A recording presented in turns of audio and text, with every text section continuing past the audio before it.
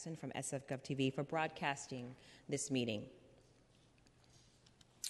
Mr. Clerk, do you have any announcements? Yes, please silence all cell phones and electronic devices. Completed speaker cards and copies of any documents to be included as part of the file should be submitted to the clerk. Items acted upon today will appear on the September 20th, 2016 Board of Supervisors agenda unless otherwise stated. Thank you. Could you please call item 1? Item number 1, urgency ordinance approving an extension of an interim prohibition on commercial storefront mergers of greater than 799 gross square feet in the proposed CALA 24 Special Use District, which generally includes all lots bounded by 22nd Street, Potrero Avenue, Cesar Chavez Street, Cap Street, and both sides of 24th Street from Cap Street to Bartlett Street, as well as certain additional adjacent lots for an additional 12 months. All right, thank you. So today we have Ms. Diana Ponce de Leon from OEWD and Diego Sanchez from the Planning Department here to present on this particular item. Ms. Ponce de Leon, I think you're going to start, correct? Yes. All right. Thank you. The floor is yours. Thank you. Excuse me for a second. The presentation mode.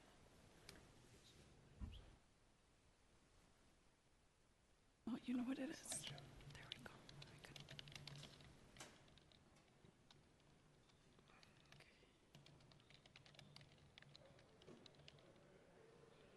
All right. Good afternoon, supervisors. My name is Diana Ponce de Leon. I'm from the Office of Economic and Workforce Development. I'm here to present on the interim prohibition on commercial mergers, the extension of it for Calle 24, the proposed Latino Cultural District. So first, I'm just going to provide a quick overview of the intent and how this interim prohibition came about. So Calle 24, the Latino Cultural District, is part of the Mayor's Invested Neighborhoods Initiative. It's part of one of 25 commercial corridors around the city, where the vision of this initiative is to create thriving, safe, resilient, sustainable economic commercial corridors around the city. So here is the boundary. In the burgundy, you see the Invested Neighborhood specific commercial corridor. Around it is what came to be the Calle 24 Latino Cultural District.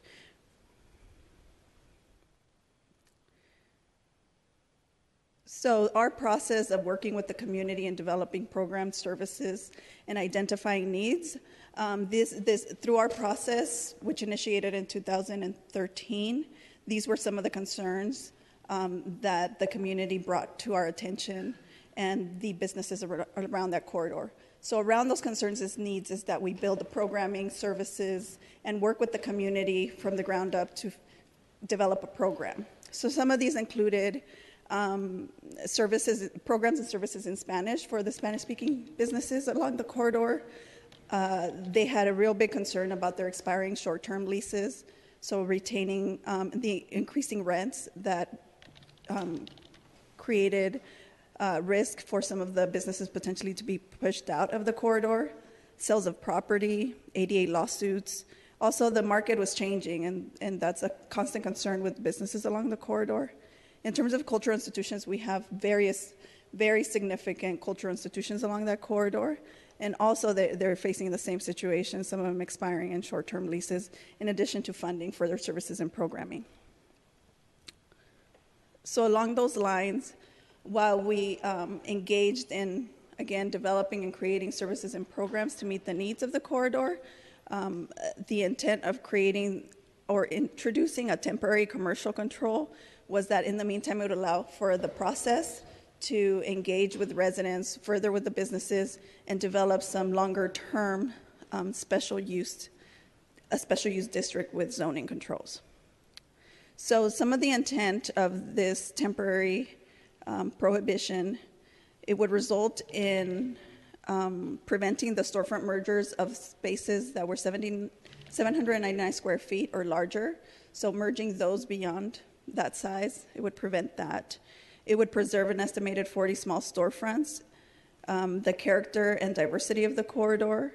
It would allow for those smaller storefronts to be more affordable for startups and for entry-level businesses. The controls have been active from August 2nd, 2015 to August 1st, 2016. The proposed extension would extend the controls to August 1st, 2017. This is just the actual boundary where those controls would be in place. The main commercial corridor is along 24th Street, and then you have other scattered commercial sites around there. And it would exclude Mission Street. So this is an example of what we're talking about when we're looking at each of the buildings. Some of these storefronts are contained in one building, which could potentially allow for the merger of these storefronts. So right now, in this case, you would have 4 very small storefronts and different types of businesses in one building, and these could potentially be merged and impact the diversity of this block. So this is another example. And this is just kind of the sense of the work that has been happening since 2013. Again, I mentioned about the programs and services for the businesses and the cultural institutions. There was a Latino Cultural District resolution which established the district. That passed May 19th, 2014. After that, we engaged in a community process to discuss with the community what a cultural district would be, the aspirations, the vision, goals, concerns, etc. The interim controls were introduced after that to allow to further develop and think about other controls that could be implemented to protect the corridor and the district. And we also initiated a retail study of 24th Street to help inform the potential special use district, which would then replace what these interim controls are now.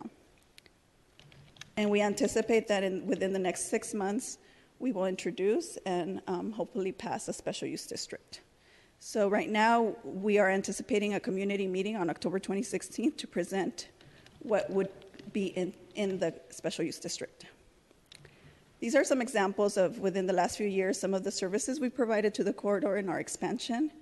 We now have a full-time corridor manager. We've increased cultural activity, and we've worked with strengthening special businesses along the corridor, existing ones. Our main focus is existing businesses and how we can strengthen them. Some of them may involve improving their storefronts. Others would involve extending their business hours, etc.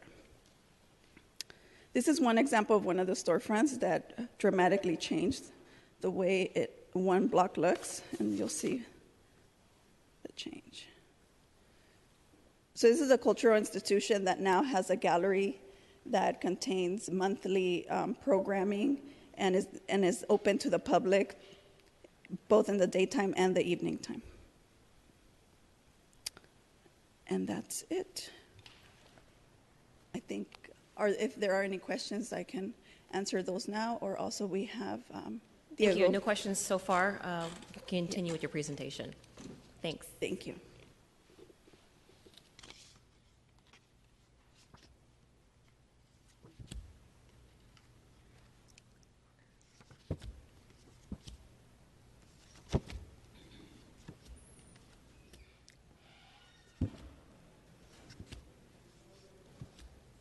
Is that it?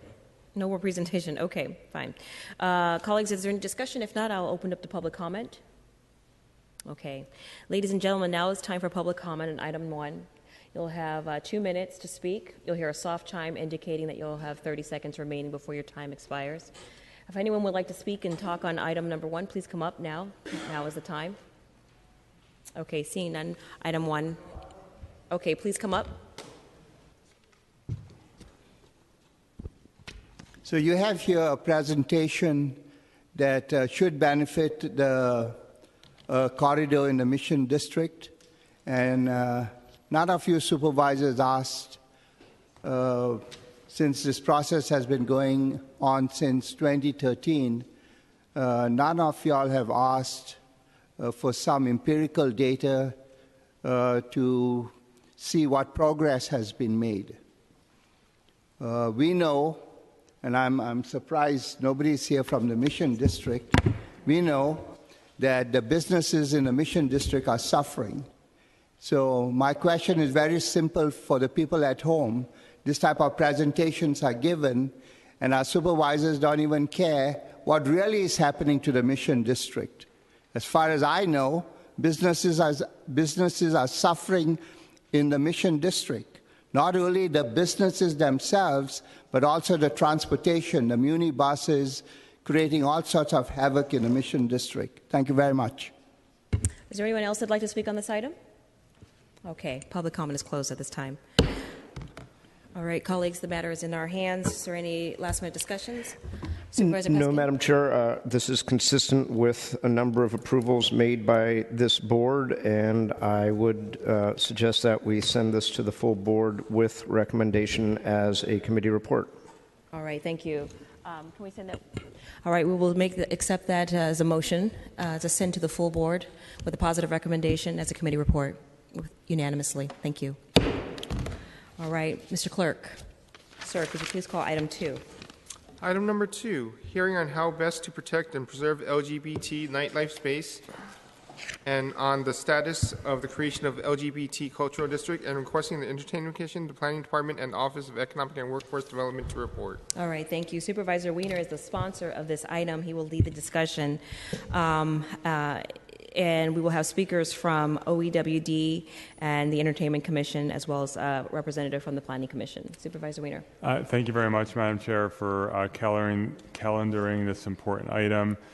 Colleagues, the hearing today is to talk about these critically important LGBT nightlife venues, cultural spaces, really, in our community, which are under increasing pressure, and a number of them at risk of closing, and what we can do to protect them and support them, and also to talk about the status of the long delayed Western Soma LGBT cultural district, which was mandated by this board, I believe, almost 4 years ago, and has still not happened. This topic is it's important to the LGBT community, and I'll say it's important to me personally as a member of the LGBT community. Our LGBT nightlife venues are not simply bars and nightclubs where people go out to have fun. They are that, of course, but they are much more. These are community spaces. These are safe spaces. These are venues where for many, many, many years, decades and decades, members of the LGBT community, whether out of the closet, whether in the closet, whether older, whether younger, whether comfortable with their status as LGBT, whether uncomfortable, whether they feel safe at home or don't feel safe at home.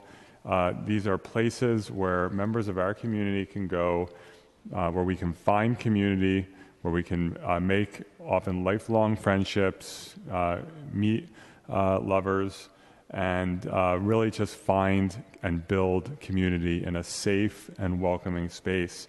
I still remember as a 19-year-old, at the time closeted gay man, the first time that I snuck into a nightclub, an LGBT nightclub in Durham, North Carolina, and it was like nothing I had ever experienced. I, for the first time, felt like I was in a community and with people who were like me, and I felt safe, and it helped me on my journey to coming out and to being a fully developed gay man.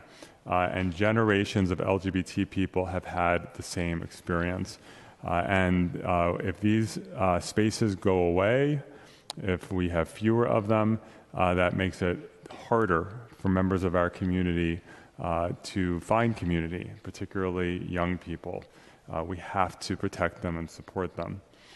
We know that there is a lot of pressure on too many of our LGBT nightlife venues, particularly in the South of Market area, due to development pressure and other pressures.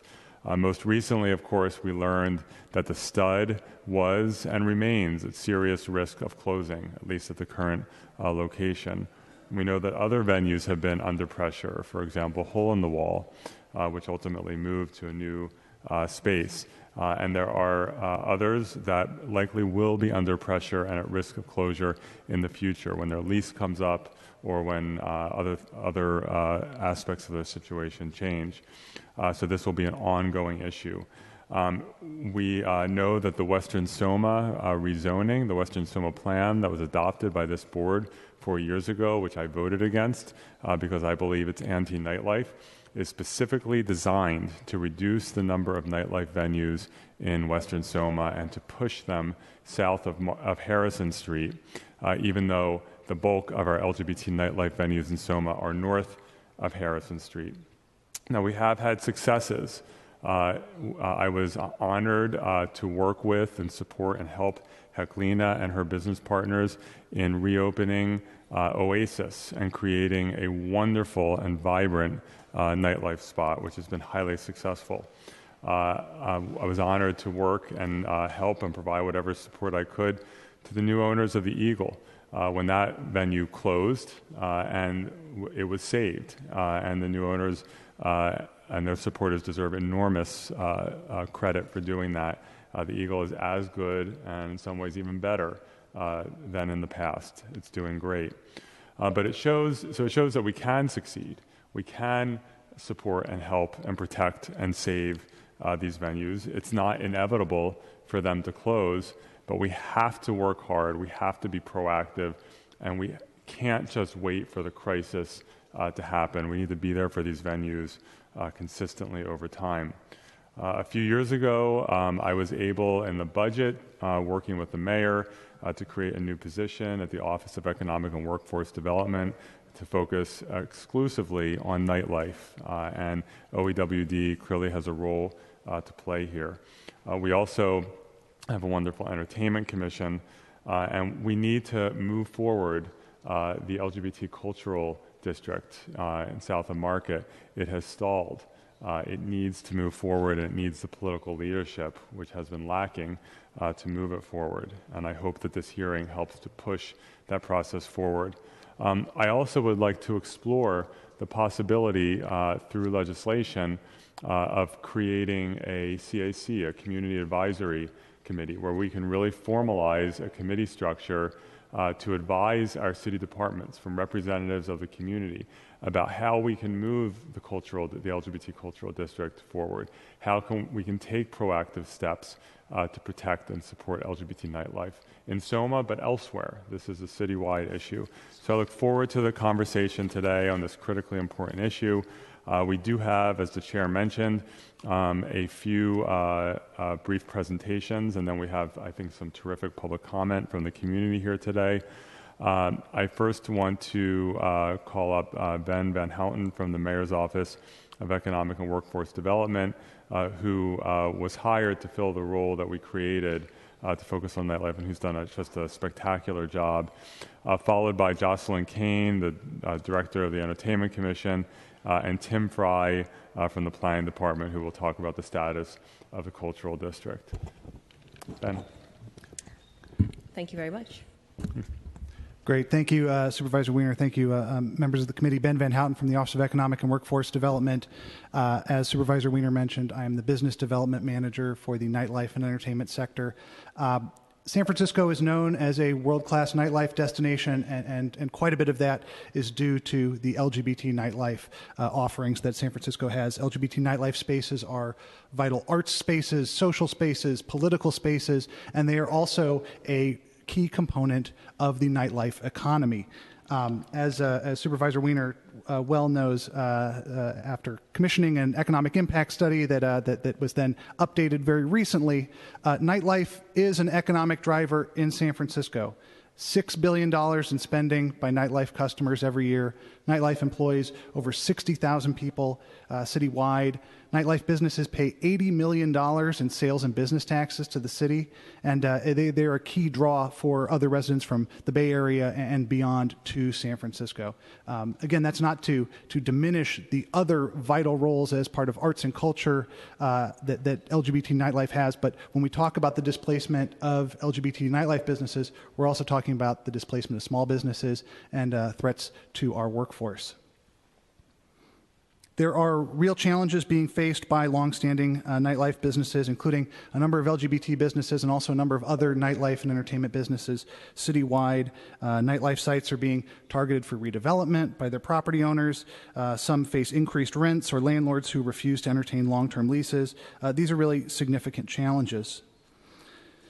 Recognizing the importance of the nightlife sector, the Office of Economic and Workforce Development launched our Nightlife SF initiative roughly 3 years ago, and it's really a mixture of high-level policy work and also one-on-one business assistance to target the sector's existing needs and also find opportunities for growth of nightlife in San Francisco. So some of the key components of this work, number one, connecting San Francisco nightlife and entertainment businesses to city resources. I think that in the past, the best contact that a nightlife business would have with government was no contact at all. We want to change that to really focus on the business services and other resources that we can provide to the nightlife industry. Additionally, we support legislative and policy developments to advance nightlife and entertainment. Very pleased to work with the Entertainment Commission, President Breed, on the legislation last year to protect venues facing new residential developments. Finally, advocating for the development of new nightlife and entertainment spaces and supporting existing spaces. This is really key. As businesses face potential displacement, we not only want to help those businesses succeed in the long term, but we also, as the city grows, we want to see the growth of nightlife. And so figuring out ways to do that, I know that Jocelyn Kane's going to talk a little bit about the Central Soma Plan. Is one of the things that we're working on to try to create new nightlife spaces. So really the question is, how can we help businesses secure long-term solutions that are appropriate for nightlife and entertainment? There are a number of business services through our office and through our partners that can help LGBT nightlife businesses. Oftentimes when we're talking about displacement, the most immediate question is, what's the length of the lease? Where is this business going to physically locate? But really, any of these conversations also provides an opportunity to look at the state of the business more holistically, to look at the variety of ways to potentially strengthen that business and secure its financial footing and its future for the long term. First of all, as I've mentioned, the Nightlife Sector Initiative, I'm serving as a point of contact for businesses that need help navigating City Hall. We offer a variety of resources on our website, nightlifesf.org, and we're also working on policy development and a variety of strategies to help these businesses. In terms of one-on-one business assistance, I also want to acknowledge that our Office of Small Business works very closely with these businesses as well. Additionally, our Small Business Development Center provides no-cost and low-cost small business consulting services, including workshops and on topics like business management, budgeting, marketing, a variety of topics. Again, we want to help businesses really succeed for the long term.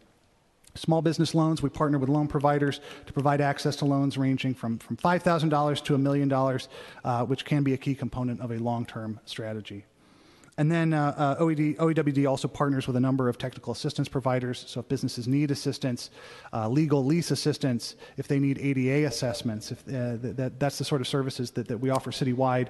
There's also a pilot program currently being implemented in the Excelsior focusing specifically on business retention and relocation with working solutions that will eventually be expanded citywide. And finally, the Legacy Business Program really cannot be understated, that it's important for these longstanding businesses, longstanding LGBT nightlife businesses to get on that registry, both for the access to grants for business owners and property owners that can enable them to receive, but also I think it's important as part of the registry to really acknowledge the critical and vital role that these businesses play in San Francisco. Just in sum, LGBT nightlife businesses are really a critical part of San Francisco's fabric and a critical part of the San Francisco nightlife economy, which is so important to the city here and is such a significant workforce and significant component to our economy. I would encourage any nightlife businesses facing uncertainty or wishing to know anything more about any of the programs or services that I just rattled off to please reach out to me and contact me. And thank you for calling this hearing. It's really an important topic. Thank you. Thank you. Mr. Van Houten, if I could just ask, so I know that OEWD has various resources that are available to these businesses, in addition to the potentially the Legacy Business Registry, which I know the Office of Small Business runs. But a lot of times, these businesses, the owners may or may not know to even reach out. A lot of times, people are so busy just running their business and trying to survive and make payroll that they may not. This isn't necessarily a focus, and then it all of a sudden becomes a crisis when the lease is going to come up or whatever. And so, what about potentially proactively reaching out to these businesses just to say, hey, you may think things are looking great now, but you might want to just talk to us about how to make sure things stay good.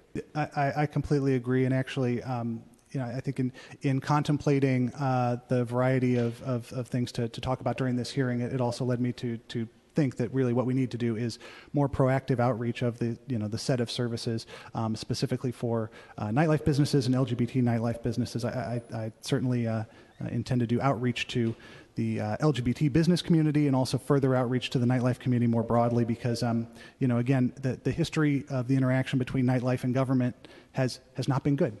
So helping to educate people that there's another side to government that can be very helpful for them is really critical, I think. Absolutely, and it's not. And the good part is this is not an infinite universe. I mean, it's not a small number, but it's not a massive number. And actually, there's more organizing happening after the tragedy at Pulse nightclub in Orlando.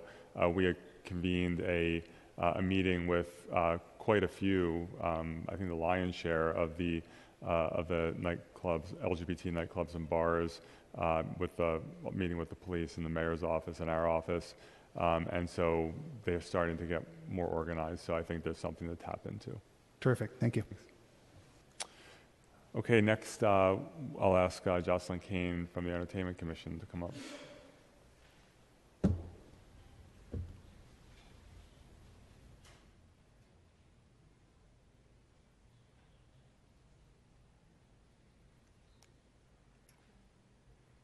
Oh, look how tall that is. Good afternoon. Again, Jocelyn Kane, Entertainment Commission. Before I begin, congratulations.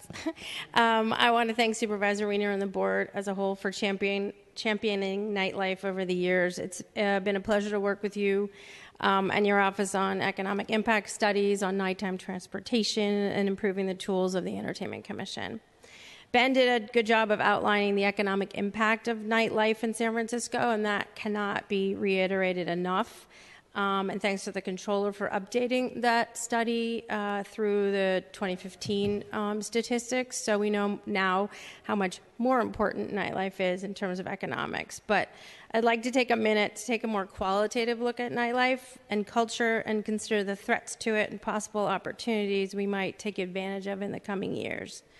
According to planning documents, San Francisco has had gay culture or subculture here since the 1920s. San Francisco considers itself one of the nightlife capitals of the world, and the many bars, clubs, and performance venues, outdoor parades, and festivals celebrating LGBT culture in San Francisco are a vital part of our city's nightlife. The question I'd like to ask today is, does our city have a vibrant nightlife and gay nightlife in spite of government or because of government? How do we identify strategies to support our local LGBT nightlife and the nightlife community at large? You will hear, I'm sure, from some great people today about how gay venues serve and continue to serve as second homes, as refuges for LGBT community members, how they found their mentors and learned about their own history at nightlife venues, and how incredibly valuable they are for the fundraising efforts for all kinds of charities. I believe that our nightlife has similar value for the entire city and those visiting here. It's hard to make a chart of cultural assets, so instead, I've done this before, we mapped existing places of entertainment, as you can see in the purple, and then we mapped a recent look into the pipeline of where development's happening, and looks a little scary to me. I don't know if you think so too, but one of the reasons we did this is to move forward the piece of legislation that Ben mentioned regarding the preservation of existing places of entertainment from new residential development. I'm not going to go through all of what that does, but it really seems to be working at this point, and I hope that it continues to do its job for us. So this is awesome, and we feel like it's working, but it doesn't contemplate at all how to replace lost nightlife venues and provide opportunities for growth as our population increases. This map I like to use, and it's pretty accurate. It shows us just how little of the city is zoned for entertainment uses. Green, as you can see, is as of right. The orange requires conditional use authorization, and the white is entertainment is not permitted at all. Understand that the green areas, while they are somewhat substantial, are fraught with challenges related to existing housing and compatibility uses, available built space that can obtain certificates of occupancy and assembly, as well as simple affordability. It's hard to find space, and it's expensive for businesses with small margins. If we are to look for affordable places and spaces for new nightlife, I believe there is room and precedent to consider rezoning areas to allow new nightlife. For example, the Central Soma Plan, which is still in its draft form, includes Objective 3.6 and Policy 3.6.1, the recognition of nightlife and its importance in creating a complete neighborhood. This is certainly one of the ways of encouraging new nightlife space creation to developers in the Central Soma area. This groundbreaking way of taking culture and nightlife into account during rezoning processes can and should be incorporated into all new area plans, if not citywide. In conclusion, the press and often the community narrative around nightlife these days is very negative and focuses on saving one venue after the next from rent increases and gentrification. It save us and keep us in this place or we will be gone. Let's turn the page and create new opportunities for new nightlife in San Francisco. Thanks. Great. Thank you for your presentation. Supervisor Weiner, do you have any other remarks or thoughts? Nope. No, I would just like to thank you, Ms. Kane. I'd like to invite up Tim Fry from the Planning Department to talk about the status of the LGBT Cultural District. Good afternoon, committee members. Tim Fry from the Planning Department. To step back just a little bit, I wanted to give sort of a working definition of what a cultural heritage district is. The term is thrown around, I think, pretty loosely, and most folks associate it with a particular geography. But a cultural heritage district, at least and how we've been developing them with communities or stakeholders, like in the Japantown community, Calle 24, and most recently in Central Soma with the Filipino community, is it really is more of a strategy. It's a collection of tools that we can develop to help communities preserve and promote a particular social or cultural heritage. Now, that's often associated with a geography or a particular neighborhood, but I think especially in the case of the LGBTQ Cultural Heritage District, we're looking at something citywide. One of the biggest benefits of a cultural heritage district is it is a catalyst for the community coming together, developing a single vision on and developing short-term and long-term goals on how to achieve successes related to that vision. And these strategies can take on a variety of different forms. So the strategy that Japantown has developed may not necessarily align well with the goals that Calle 24 develops or the LGBTQ Cultural Heritage District develops in the future. So developing these cultural heritage districts are a collaborative process, as you've heard from other city agencies here. We are the planning department is just one player or one member of the team that works with the stakeholder group. And the process always has to be led by the stakeholder group. The reason this is so important is because what we found is the majority of the strategy, while some portions can be regulated through the city's regulatory framework, the majority of it has to be policed by the community. And that can take on many forms, whether that policing happens through a neighborhood group, through a merchants association, or the creation of a new non-for-profit that oversees the goals and objectives of the strategy. The majority of that has to come through the community and is not necessarily something that can live in the planning code or other codes, other city codes.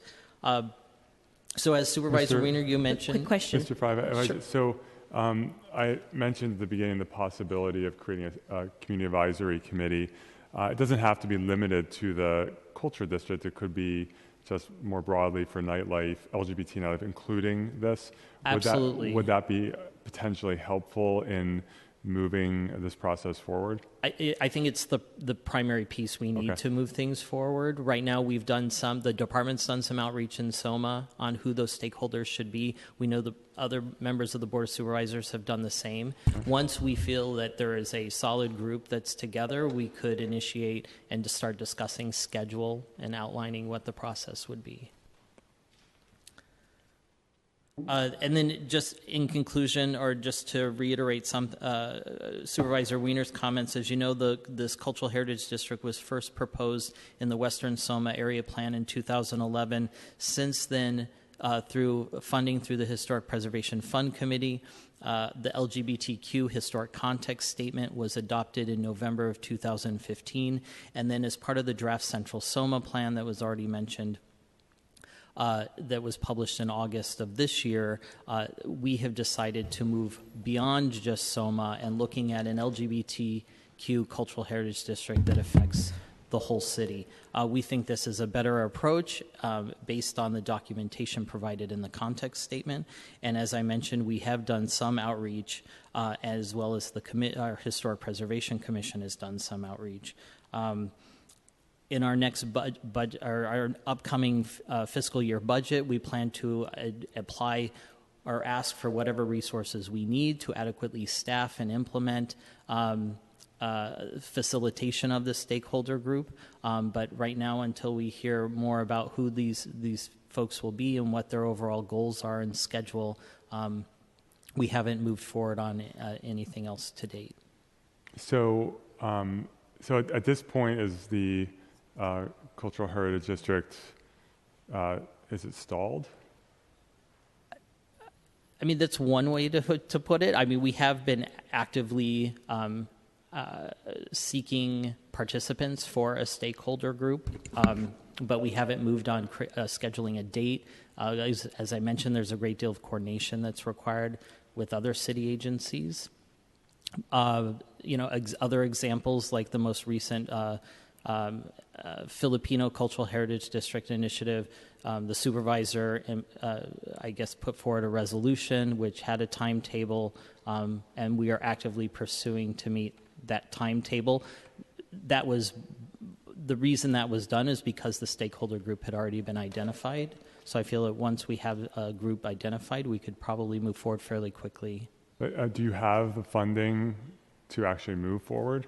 We have a staff member that could help facilitate this initial process, but we would likely need another staff member in next year's fiscal budget to do so. So in other words, it probably wouldn't then be moving forward until next summer, because that's the beginning of the next fiscal year. We would be, if we were to receive the position, we would be fully committed to the project. Okay. I just want to express frustration. This is not necessarily directed at the planning department, that this process has 3 or 4 years later has really not moved forward, and we are at risk of losing the stud.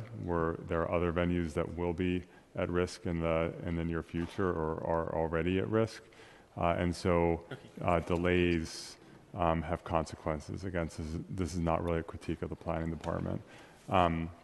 So we'll definitely be working with you to provide you with the support that you need. You have my commitment on that to make sure that this can move forward. And it's not just about, obviously this is somewhat citywide. I mean, there are obviously a couple of neighborhoods that have, or 3 of the neighborhoods that have a lot of the LGBT nightlife establishments, but we want to make sure we're focusing on all of those neighborhoods because they all matter. So thank you. Okay, Madam Chair, those are the presentations, and at this point I'd like to open it up for public comment, if that's okay. Thank you. I think that's a great idea. I just want to acknowledge I have one public comment card in front of me, Miss Audrey Joseph. So we'll start with you first, and if there's anyone else who'd like to speak at this time, please just get in line behind Miss Joseph. Good afternoon, supervisors. I am Audrey Joseph. There is anecdotal data out there that says 25% of the adult population of San Francisco is LGBT. Hundreds of thousands of people come to our city every year that are LGBT. After all, San Francisco is the home of the LGBT movement, and certainly it was the initiating space for the fight against AIDS. New residents and employees that have come to our city need places to go, to decompress, to socialize. Nightclubs and bars have, through millennia, been community centers where people meet each other. They discuss politics, and they use these spaces as fundraising venues. Certainly, in San Francisco, this is true. Right now, there are no women's bars in the LGBT community, no women's nightclubs, no women's all-the-time spaces. We are losing spaces at an alarming rate.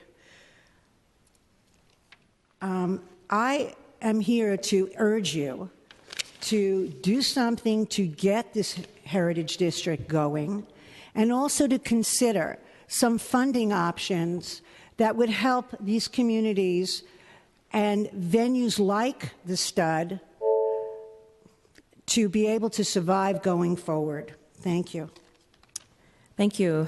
Just as a reminder, you'll hear a soft chime indicating you have 30 seconds remaining. Okay, so I have Terrence Allen, then I have J.D. Petras, Amir, followed by Dimitri. Supervisors, thank you. Thank you, Madam Chair, for calling the hearing. As an individual who was instrumental in bringing political will to the conversation to create an entertainment commission, I'm very cognizant of the need for a community to come together and find a reason why it should save something that's threatened by a change. Today, we are threatened in the LGBT community by a wave of movement in property values primarily. The Stud is being moved as a result of property value increases and rent increases. I myself am being forced out of a 15-year space south of Market, and I'm moving to Lovett, the Bayview. And so many of my brethren are not as fortunate as I, and they're having to leave the city. So we can't underestimate the power of the economics of this. And so zoning will be one of the critical areas that we need to do. I think the complexity of the topic requires this CAC approach. And I think by talking to the few people that I asked to be at this meeting today, asking them if they have had any outreach about the CAC, I have heard from them that they had heard nothing about it. And so I would urge that the planning department up their game a little bit and include more members. I'd be more than happy. I have no interest in myself in being a part of that, but I would be glad to share the 20 or 30 people that I contacted about today's hearing to make sure that the breadth and scope of the community are involved. I'm primarily a Tenderloin rat, and there's a big part of the Tenderloin, from the Bulldog Baths to the place that I owned and operate, the Campus Theater, to Aunt Charlie's, and you name it. The Tenderloin was once a hub, as we now think of south of Market being a hub, and of course the Castro is our tourist hub. And so let's not forget to include everybody in the city. Thank you. Thank you. J.D., followed by Amir, followed by Dimitri, followed by Mike, followed by Darcy. Yes, I'm J.D. Petras, and I've been in San Francisco for about 50 years now. And I just want to say I'm very much in support of this. Thank you. Thank you. Amir? Hi, my name is Amir Massey. I am with Forterra Investments. I was asked by Terrence and Dimitri to just say a few words and give an update on the improvements that we're making to Ringgold Alley. This is between 8th and 9th. It fronts a large development project that we started working on back in 2007 at the corner of 8th and Harrison Streets. The Ringgold improvements that we're talking about include undergrounding of utilities and actually creating a series of art components that will underscore the importance of the alley to the LGBTQ community. We, in 2014, got a $1.8 million okay from the CAC and the Planning Commission to take some of our improvement funds and dedicate it toward fixing Ringgold. And so as a part of those improvements, which will hopefully start in the next month or two, there will be, like I said, a significant art component. Really, a lot of this work was done between 2007 and 2011 with the help of Jim Miko, who has since passed away. He was a real advocate for elevating the level of exposure that Ringgold got and not having it be a forgotten alley.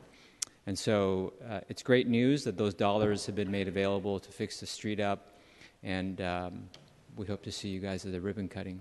Thanks. Perfect. Thank you. Dimitri.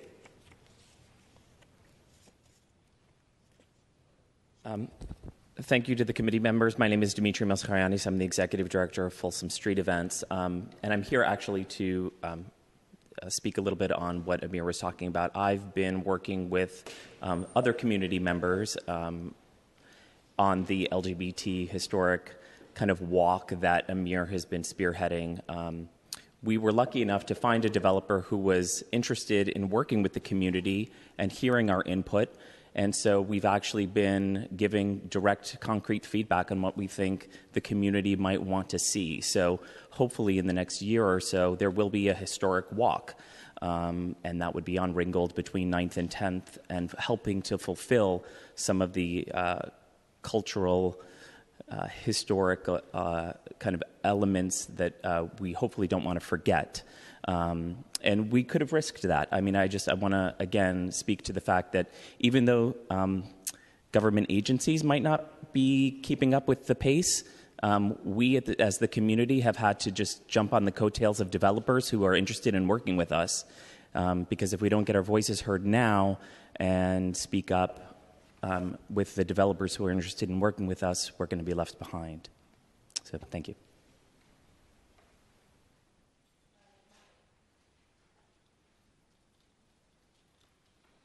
Hello, Commissioners. My name is Mike Leon. I am half owner of the SF Eagle.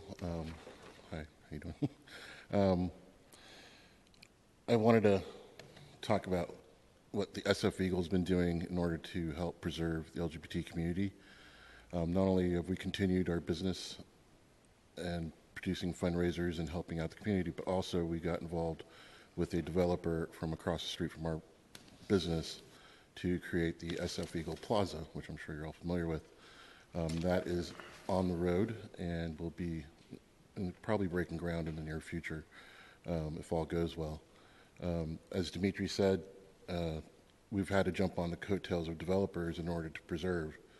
So I think he said it very well. We can't wait for this to happen because we are losing a lot very quickly. And that's all I have to say. Thank you. Thank you. Next speaker, Darcy.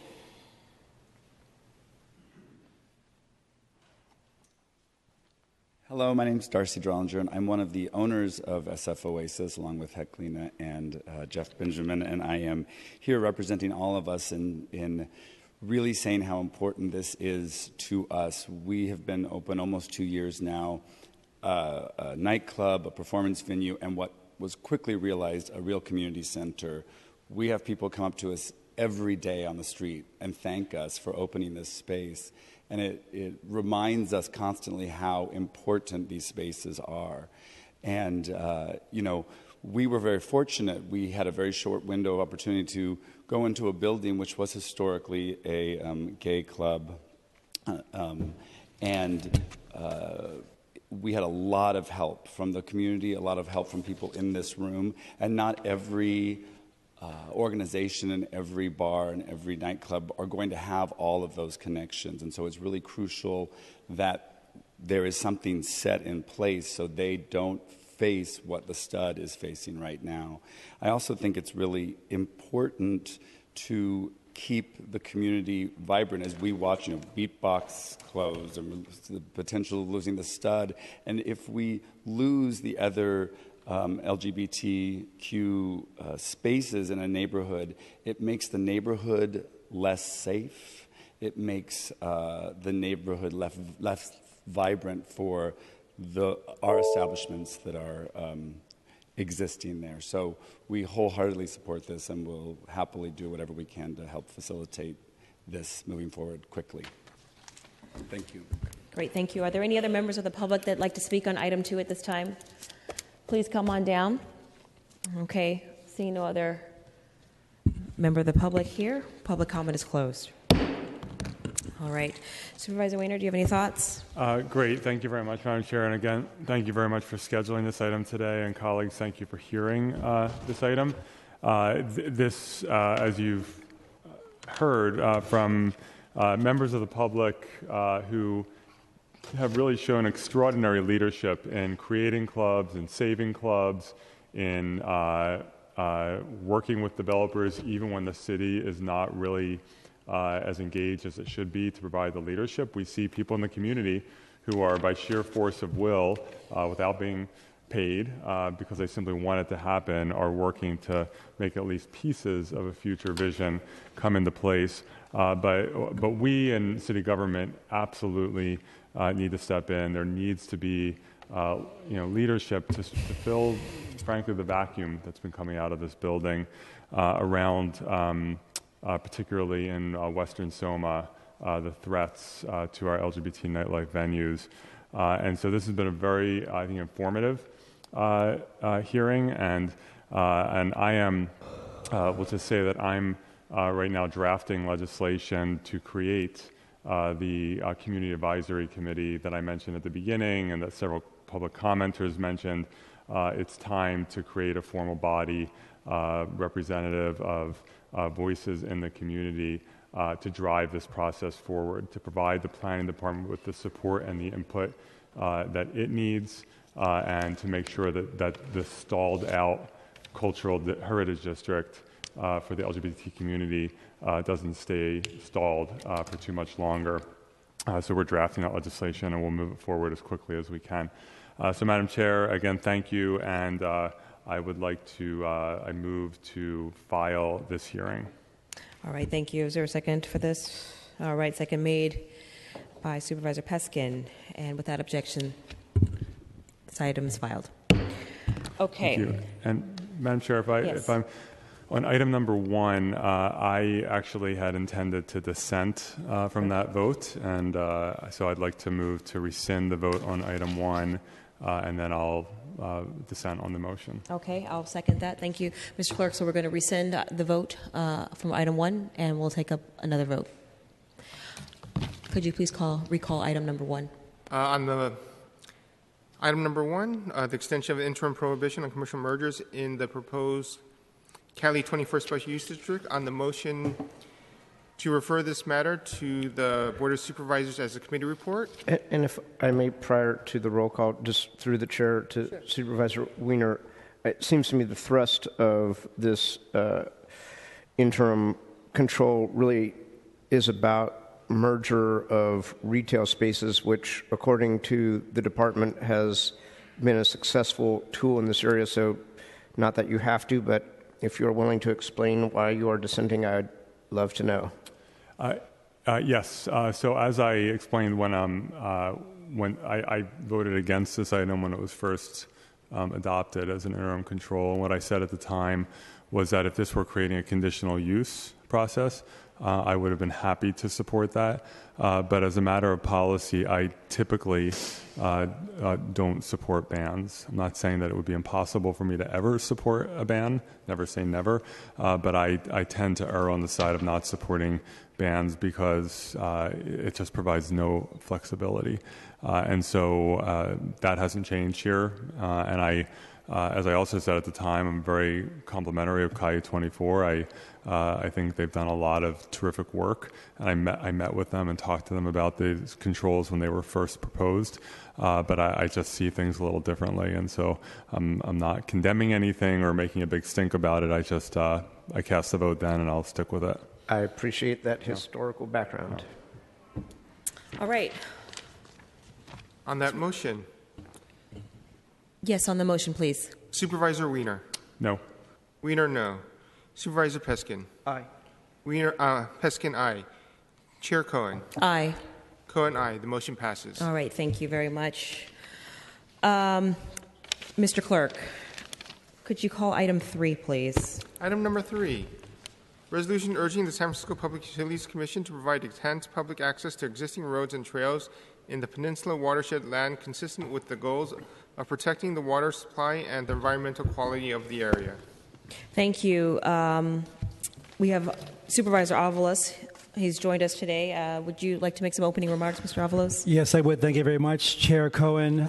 First of all, I have an amendment of the whole that I will be asking the committee to introduce, and there are copies of that in front of the TV set over here, and there's a copy of a summary of what those changes are as well. This is actually a resolution that has been in the works for a very long time. We actually had this resolution drafted earlier this year, and we held off knowing that there was a lot of community input that still was required for us to feel comfortable moving this forward.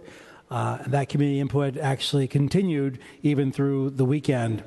We had a meeting last Friday with my office and the Sierra Club, Audubon Society, and Jake Sigg and his organization to talk about last language we can put in. Essentially, the overall goal of this resolution is to create greater responsible public access on the Peninsula watershed. This is work that has been going on for decades. In the early 2000s, Supervisor Tom Amiano had drafted a similar resolution that led to a docent program being established.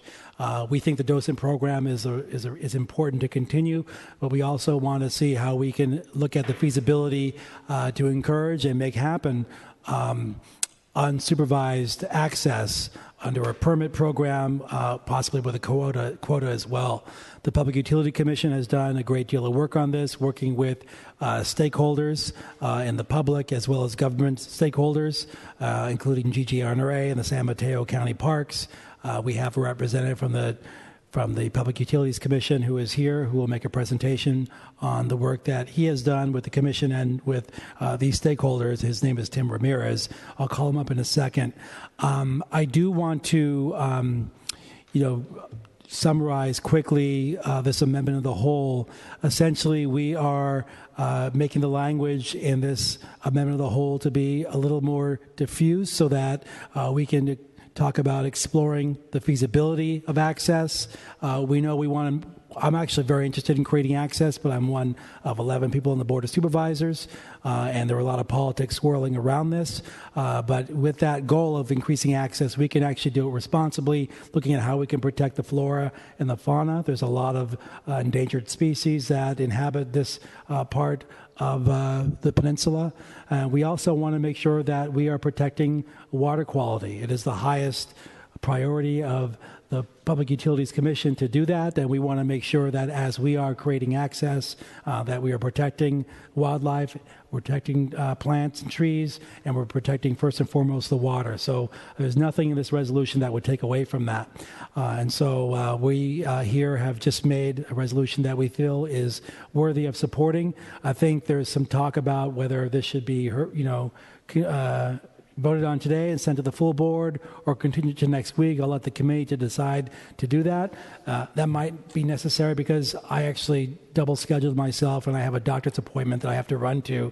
I won't be able to even finish public comment. So I do apologize for that. I know a lot of people have come here for that, but I've also made myself very accessible on this issue, even going down to the peninsula to talk with folks down there about it and hear public input. So, but I do have to leave at around 2:50, and I apologize for that. We can have Mr. Ramirez come up. Mr. Supervisor Wiener may have some comments as well. This resolution is piggybacking on a hearing that we had done last year about the watershed issue, where we heard our first presentation on it. Perhaps Mr.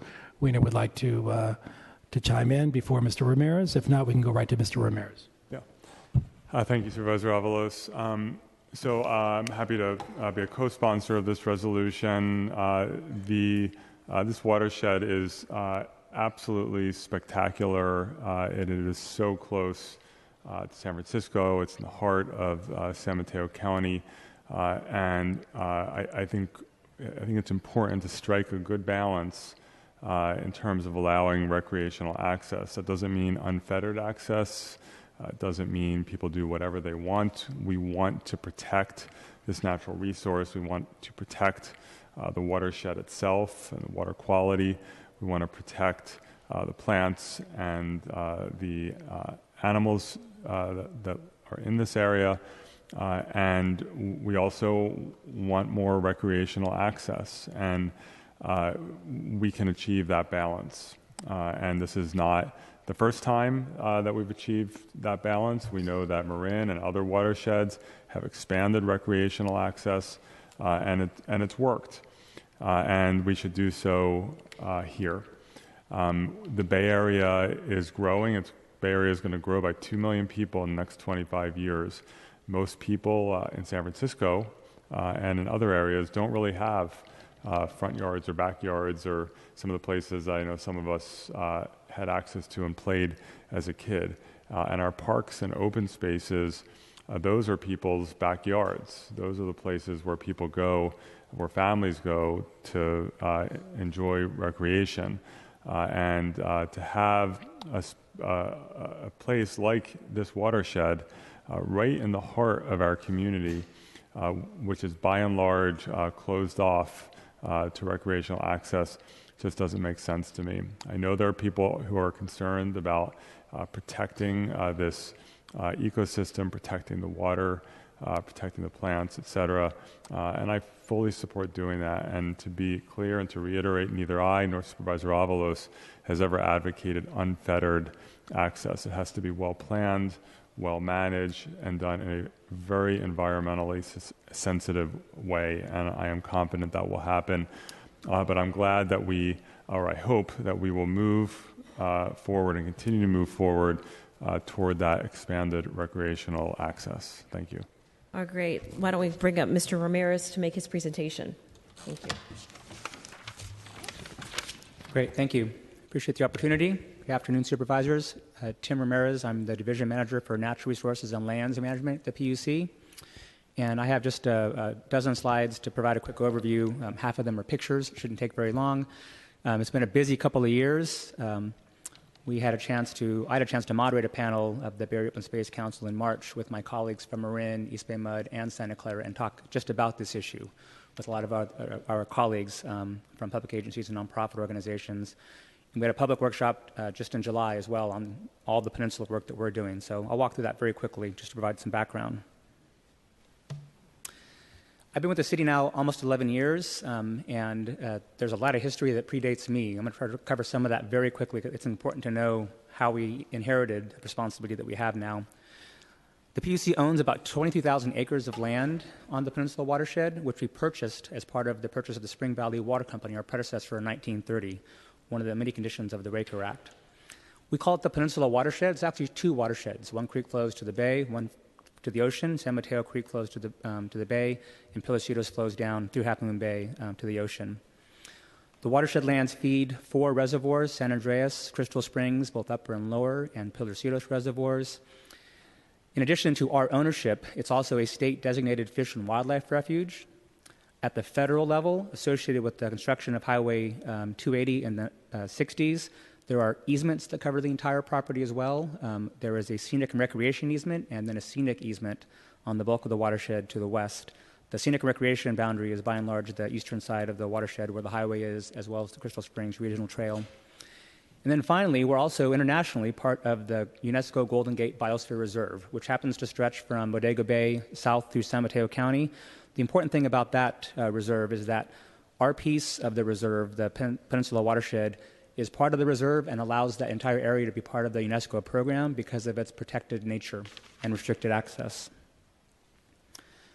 Just a quick shot looking from the Ridge Trail to the north of the Pilocitos Creek Canyon is an example of, I think, all the things that people know, the value, both the inherent value and the rich ecological value the watershed provides. So how does the PUC manage this land that we own? Our commission went through a very extensive public process in the 1990s, which ended up being adopted as our Peninsula Watershed Management Plan, which is accompanied by a CEQA document with city planning as the lead agency that provides the guidance for how we manage the property. The primary goal, as was stated earlier, is to maintain and improve source water quality to protect public health and safety. All the other goals are secondary. The two most relevant goals are to preserve and enhance the ecological and cultural resources of the watershed, and, namely on the trail, to provide educational and recreational opportunities compatible with the other goals. Our commission also adopted a stewardship policy in 2006, which supports the foundation established by the watershed plan and makes it paramount that we do what we can to support the protection and restoration of native species associated with the operation of the water supply system. Specifically on trails, we are doing quite a bit of work as was directed in 2002. I try very hard to not use the words open or closed. I think the watershed is both those things to different people. To me and to my staff, it's restricted access, and there's various levels of access on the watershed. There are 31 miles of trail open at the moment on the watershed, primarily governed by the north and south trails, the Crystal Springs Regional Trail along the reservoirs on the east side, which is managed by San Mateo County Parks, and then the Bay Area Ridge Trail, as was mentioned earlier, which we manage, my staff does, with the docent program on Fifield Cahill.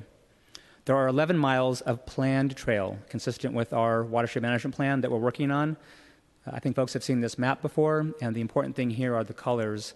The black are the 31 miles of existing access, and what's in red is the planned access. And I'm going to cover just very quickly the three major trails that we're working on that are in the plan, and also briefly the one trail to the north and west on this map that's a bit in orange that is not in our watershed plan, but we acknowledge is an important feature that needs to be considered in the future moving forward, and that's the proposed Whiting Ridge Connector. On the Bay Area Ridge Trail, there's a long story about how we got to where we are. I will skip that part of the story and just let you know that we are working with city planning on an initial study that would cover the CEQA document that would allow us to construct the southern extension south from 92 down to the Flagler Estate. This is a new trail that does not exist on the watershed. It would also cover two other components. It would cover the operation of the entire Ridge Trail on the watershed, including Fifield Cahill. It would also allow us to take an easement that the Ridge Trail Council has with Skylon in the middle of that. We don't have that easement itself. It's currently owned by the Ridge Trail Council. The schedule calls us to do the environmental work next year, and we're hoping to start construction in 2018 and open at the end of 2018. This is about a year later than folks had heard before, but we daylighted that earlier in the summer at our July meeting with the public. Right behind that is the connection for the North San Andreas Trail, which would get people up from Crystal Springs Regional Trail to the Bay Area Ridge Trail. In the grand scheme of things, this is staggered about a year behind the work that we're doing on the ridge. Just a quick shot looking down. This is looking south on the Ridge Trail, and you can see Pilar Cedros Reservoir in the background, one of the docent bike groups. The last one I wanted to talk about just very quickly is the Crystal Springs Regional Trail. This gets an immense amount of use, as I think folks know. Over 300,000 people a year use this trail. There's been a bit of a hang-up because of the construction of our bridge, our dam project, and now the San Mateo County folks are putting the bridge back on top of Lower Crystal Springs Dam. But this is a very popular trail with the community, and there are still gaps in the trail system that we're trying to work with county parks to help close. And then finally, the Whiting Ridge Connector. This was something that has evolved over time. This was mentioned in the Golden Gate National Recreation Area General Management Plan in 2014. This is not a construction project. This is an existing road. And there are a lot of different agencies that come together in this corner of the county. Ourselves, San Mateo County Parks, state parks, the Golden Gate National Recreation Area. Things have happened over time. People have acquired land around us that would really facilitate and allow a connection to be made from our property to other trails in the area, and we're anxious to work on that one as well. This is something I mentioned because it's not currently covered in our plan, but it is something that we're working with our neighbors on. Just a quick little summary here about the current, I think probably the hottest topic of discussion with our staff and with the folks interested in our Bay Area Ridge Trail project is really how we manage the trail. We have the docent program now, which is very popular, and we're talking about doing something a little less restrictive, which is an annual permit system, which is not unlike what East Bay Mud does. The details of that program have not been developed, but we're talking about providing access 7 days a week, not the 3 that we provide now. Dawn to dusk, under some kind of a management system that would allow us to make sure that users are responsible and aware of the responsibilities while they're on the trail, and also will give us some measure of use on the trail system. And we're studying other examples around us in the Bay Area for folks that have run programs like this. So again, very quickly, we're looking at these 3 trails as our highest priorities. We're working with our neighbors and all the folks that are interested in these things, including the Whiting Ridge Connector. The real, I think, meat and potatoes for us is this permit system and how we propose that in our CEQA document. And then the final point I wanted to make is that, as was mentioned earlier, we're trying always to work to provide these opportunities for people in a way consistent with the other goals for the watershed. And namely, that includes the inherent risk we have now as owners of the land and in the future with additional access. And just wanted to mention one very quickly. Like a lot of agencies in the Bay Area and in the state, we have been subject to the effects of the drought and also sudden oak death on the watershed. This is one picture along the Crystal Springs Regional Trail as you go across San Andreas Dam. As an example, we are trying to get work done, contracted work to remove some of these trees that are of the highest risk along the trail system. There's a lot of work like this. Our staff works very hard every year to make sure that we clear our fuel breaks and do work around the perimeter of the watershed to minimize the risk associated with fire. But it's a really big issue. It's a big watershed. There's a lot of property to manage and a lot of trees and a lot of people that are using the trail system that we have. And with that, I'd be happy to answer questions, and I'll be able to stay through the course of the hearing. Thank you very much, Mr. Ramirez, and thank you for all your work. We saw you down on the peninsula, and I'm sure you've been down there much more frequently than I've been down. So this is a priority that the Public Utility Commission has wanted to take on and has been working on for years. And I know, as I was saying earlier, you have in mind to make sure that we can protect the water quality as well as the ecosystem there. That's something that you are dedicated to do, the whole commission is, and I have no doubts about that. This resolution is really making sure that we can voice our will to want to create that access. The details of that access will be up to the commission to work out with groups, but it's my intention and goal to see if we can actually have a permit system that can allow unaccompanied access, but perhaps with a quota and people understanding what their responsibilities are for taking care of this precious ecosystem. So with that, I do want to get people to speak for public comment. And I want to apologize for not being able to be here the whole time. I'll leave it up to my committee members if they would like to continue this. Again, I don't believe it's necessary, but if it's necessary for them to feel comfortable with this, next week we can come back, and I could definitely be here for the entire meeting then. So with that, Supervisor Peskin. Thank you, Supervisor Avalos, and this obviously has a long history. I think the last time I was on the board, my then colleague Tom Amiano, in his capacity as supervisor, pushed a similar resolution that in some part ended up with the docent tours and the restricted access scheme that we today now have and enjoy. I just had a few questions by way of background to Mr. Ramirez. Obviously, we are aware that the PUC's property is some 23,000 acres.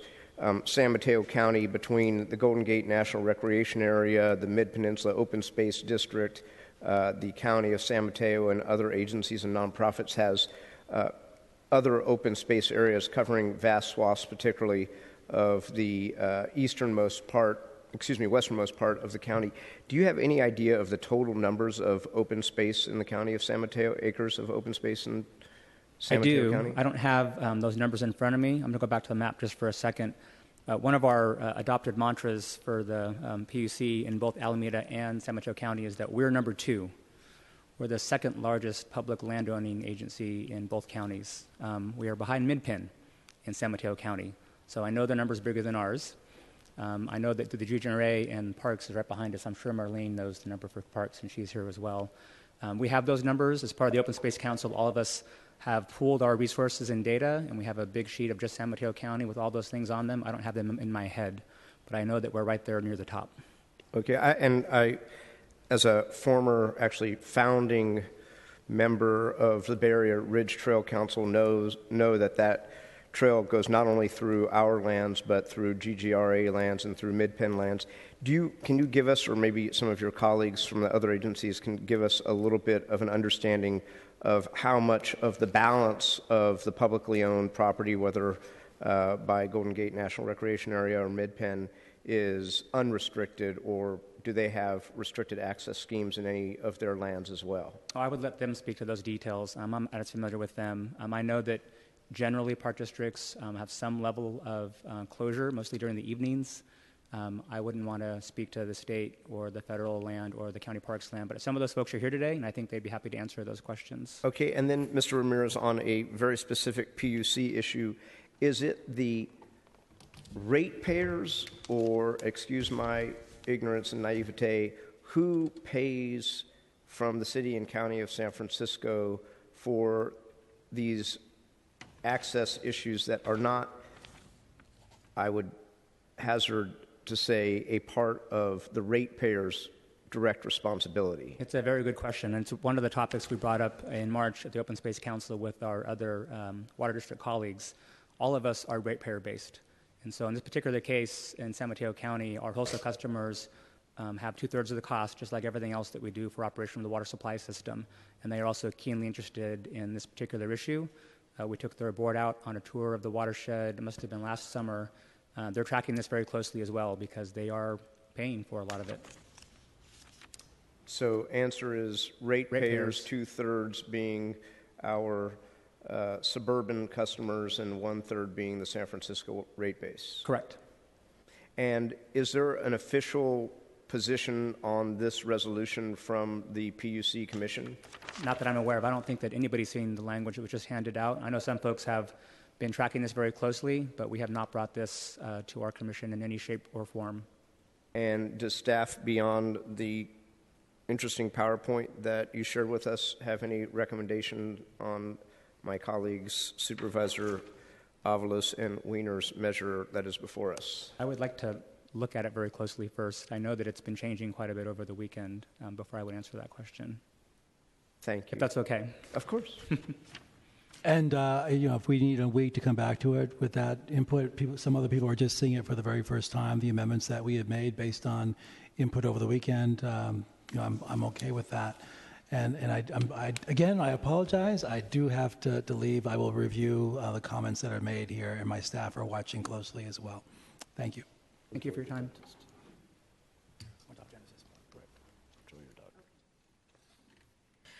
All right, thank you very much. Let's go into public comment at this time. We've got a stack of cards. Supervisor Wiener, do you have them? We've got a stack of cards to get through.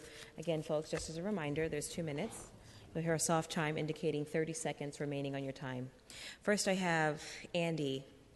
Is this House? Okay, come on up, Andy. Followed by Gary, followed by Eileen, Boken, Jamie Foxx, and Chris Brousseau. When can I go? Right now. Supervisor Peskin, it's good to see you in person. Thank you, honorable supervisors, for bringing up this for consideration. And thank you, all the wonderful supporters.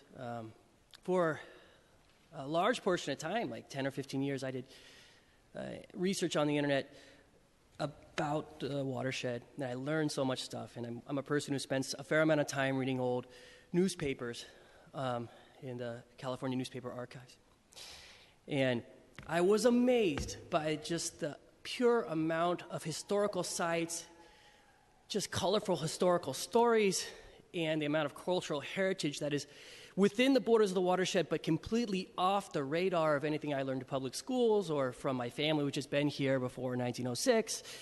And there are people here whose grandparents, in 1928, would go to Pilarcitos for picnics. And Bowersborn and William Ralston made sure that this was one of the most important historically places in the state of California, therefore the world. And nobody knew any of that. And this is 3 years ago. So I started a Facebook page. And there are people here in support, and I love y'all.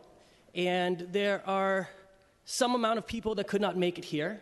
And of those amount of people that wanted to make it here, some of them might have sent emails to your office. And I have an opinion that this is an important cultural heritage site.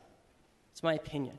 And there are people here that have an opinion that this will imperil our water supply or put the natural environments that we all love in danger. But by law, we must analyze scientifically these problems. And we must do this responsibly by law. Therefore, logically, you must trust the CEQA process and vote yes on this resolution. Thank you. Thank you. Next speaker. Hello, supervisors. My name is Gary Kremen. I'm the elected board member from District 7 of the Santa Clara Valley Water District. District 7 are the lands that are closest to the watershed areas that we're discussing today. I represent about 294,000 people, and I want to tell you a little bit about why I'm in support of it. So as you know, the Santa Clara Valley Water District is the analog in Santa Clara County for the SFPUC. We provide wholesale water to cities. In fact, District 7, we are those suburban customers. We're the area of Santa Clara County that are the ratepayers. And we're not only responsible for water supply, but we're also environmental stewardship. And the reason I support quickly and broadening access in a responsible manner to the watershed is we did the same thing in Santa Clara County. We have the same endangered species issues. We've had the same water quality issues, and there has been no challenges. We've been through CEQA and NEPA and worked out good access. So while the Dothan system is one system of access, it's not best practices. Maybe what we've been thinking is something along akin to what the Forest Service does. Department of Agriculture gives an online quiz, and if you answer the quiz, they give you a code to open up a code. Well, I'm also a lifetime member of the Sierra Club. Sometimes well-meaning environmental organizations get it wrong or challenging. There's sometimes, when it comes to access, a form of, well, I'll call it elitism that just says, only let a few in, and that's not social justice-based. In this category, social justice-based is allowing responsible access, especially to those that can't have time to get to open space. So I urge you to vote for the resolution and be sure the budget process supports it, even with a staff direction. Thank you. Thank you very much. Next speaker, please. Eileen Boken, District 4 resident, here in opposition to the proposed legislation. I would urge the committee to either table this item or move it forward with a negative recommendation. When this legislation was initially introduced, the Coalition for San Francisco Neighborhoods passed a resolution in opposition to it. That resolution is on file with the board. The coalition is also joined by the Sierra Club, Audubon Society, California Native Plant Society, and Committee for Green Hills in opposition. This area is not a park or open space. It is a watershed whose primary purpose is to protect the drinking water supply for the SFPUC's 2.7 million customers in San Francisco, San Mateo, Santa Clara, and Alameda counties.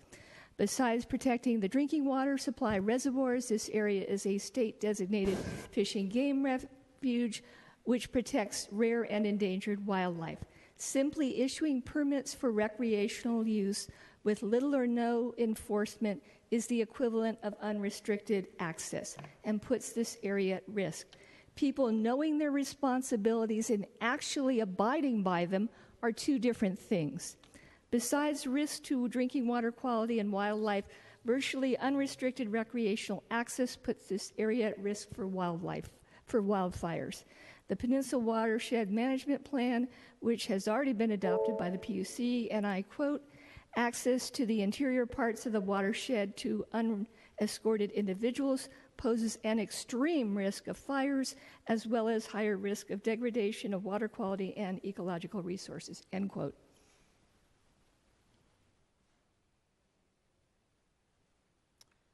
Hello, my name is Jamie Fox. Thank you for the opportunity to present. I'm with the Alhambra Hills Group. We're in Martinez, California, the home of John Muir. And for the last 6 years, I've been trying to preserve the ridgeline that was once owned exclusively by John Muir. And it's been a grassroots organization similar to the Watershed Group. I've been working with John Muir's great-great-grandson, Robert Hanna, who you might know helped save 70 state parks from closing. And we went from 6 years ago, 106 homes being approved on the ridge, to now the City Council on September 21st will vote to authorize a project manager to acquire the land. So huge win in Martinez. See, everyone's caught. But I'm here today to support the Watershed group. The Watershed touched me in a very special way. 7 years ago, I had stage 4 Hodgkin's lymphoma, which was a cancer. And after my second chemotherapy, I took a hike with my wife to Purissima Creek, which is on the western side of the Watershed. And there was a moment where we were walking along the ridgeline. I love ridgelines. And the fog was coming through a tunnel of trees. And I said to myself, that was the moment that cancer left my body. And it's those transformative experiences in nature when you're alone or with someone you love where you really become a better person. You know, you forgive those who've trespassed against you. You just become one with nature. And I just don't think that can happen on a docent-led hike, especially when the sun's not setting. You know, it's not getting close to the twilight hours where the colors come out.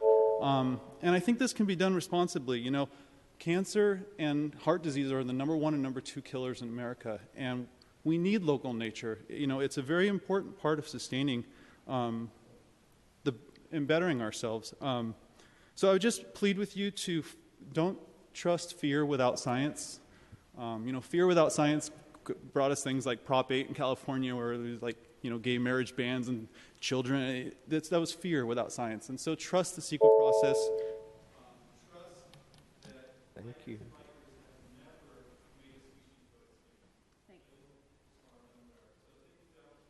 Thank you, Jamie. Next speaker, Chris, followed by Greg, and then there's Marie and Joel. Go ahead. Thank you. Good afternoon. My name is Chris Brousseau. I live in San Mateo, and I'm here to respectfully request that you vote to approve this resolution and move it forward, and that you support a transparent, a complete, and a scientific process to finish the evaluation of these important questions. Today, there's just 3 quick points I'd like to make with you. You're going to hear a lot. Number 1, I believe opening the watershed is safe. There's been prior public analysis that shows that the risks are minimal, and further analysis will happen as we go through the CEQA process. Secondly, just to dimension things, we're not talking about unrestricted access. We're talking about responsible public access on existing roads, that if you look at the surface area of those roads, it's 0.3% of the whole area that we're talking about. Very small. They're also far from the sources of water, okay?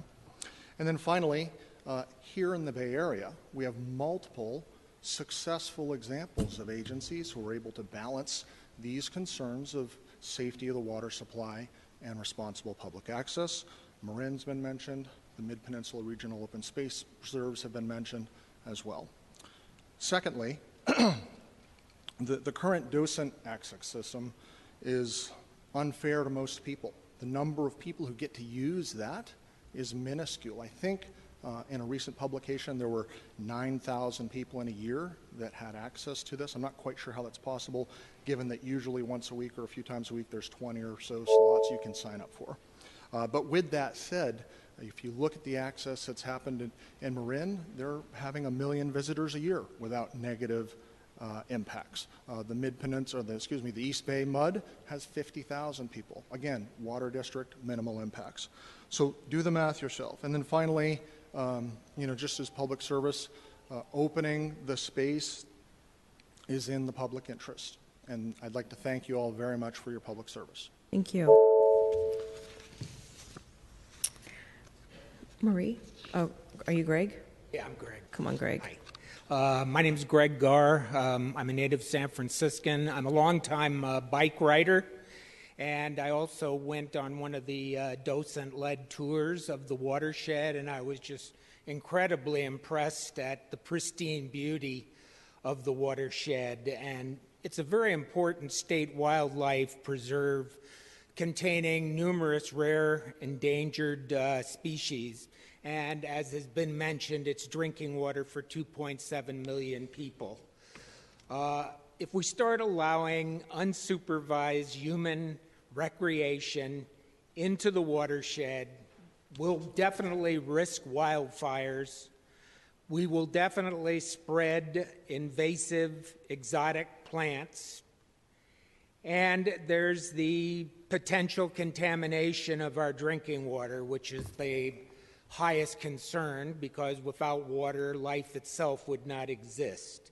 So I ask you to encourage people to enjoy the beauty of the watershed by going on supervised walks and learning about the history of the watershed. But let's preserve it for future generations, not only for human beings, but for wildlife as well. Because to sustain the health of Mother Earth, our species must stop abusing her. Thank you very much. Thank you for that wonderful reminder. Marie, followed by Joel, followed by Charlie, followed by Lenny Roberts, followed by Sean Herman and Leslie Eccles. Hi, I'm Marie Krebs, and I'm no longer riding a bicycle. I was born and reared in San Francisco. Marie, can you do me a favor? Can you pull the mic just a little bit closer to your mouth so that people can hear you? Better? A little bit down, a little closer. Perfect. Thank you. Yes. I was born and reared in San Francisco, but every Sunday the family drove down to the peninsula to enjoy all the old house that grandfather had bought almost 100 years ago. It was a small property, less than an acre, and it cost him $1,500 in Liberty bonds at the end of World War I. By the time I came along, we had indoor plumbing and electricity. The beautiful trails of Woodside turned us all into hikers, particularly Uncle Bill, who was not happy to have to take along some of us children. He said we'd only hold him back. Nearly every Sunday for over 90 years, I have passed the San Francisco watershed, and even as a small child, I marveled at its beauty. I sometimes wondered what amazing expanse of open space on the other side of the lakes really looked like. As I grew older, I wished it could be what Marin has done with its watershed lands. I am basically an environmentalist, but I do believe that a small portion of the watershed where trails already exist could be carefully set aside, carefully and respectfully set aside for the young people of today to enjoy the incredible vistas of the watershed. Thank you. Thank you. Joel? Joel, followed by Charlie, then Lenny. Hello, my name is Joel Gartland. I'm a board director of the Bay Area Ridge Trail Council, and I'm here to tell you that the council supports expanded access to the Fifield Cahill Ridge Trail and the completion of the Ridge Trail through the watershed. To answer your question, Supervisor, of the 370 miles of Ridge Trail that are now open to the public, the Fifield Cahill Ridge Trail is the only restricted access. East Bay Mud has a permit system, which is essentially you pay one nominal fee for access to the Ridge Trail for a year, to all of their trails for a year. So the Ridge Trail, with 370 miles of the proposed 550-mile goal, goes through national parks, state parks, regional parks, county parks, city parks, multiple watersheds and utility districts, and this is the only one that requires a docent program for the public to enjoy. So we ask that the committee and the supervisors encourage and support the PUC's excellent work and plan. The docent-led program was a great success, but with that success, we think it's time for an expanded access to the watershed, and we ask that you encourage and support this goal going forward. Thank you. And if I may... Yes, of course. And this is an absolutely appropriate venue to be having this discussion insofar as the Board of Supervisors is the ultimate policy body for the city and county.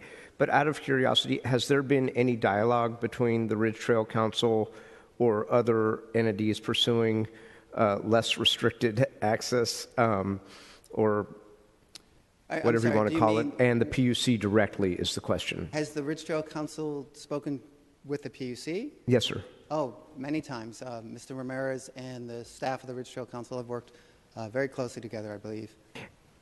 And so part of what I'm grappling with here is clearly this is, as we discussed earlier, been taking place over many, many years in fits and starts.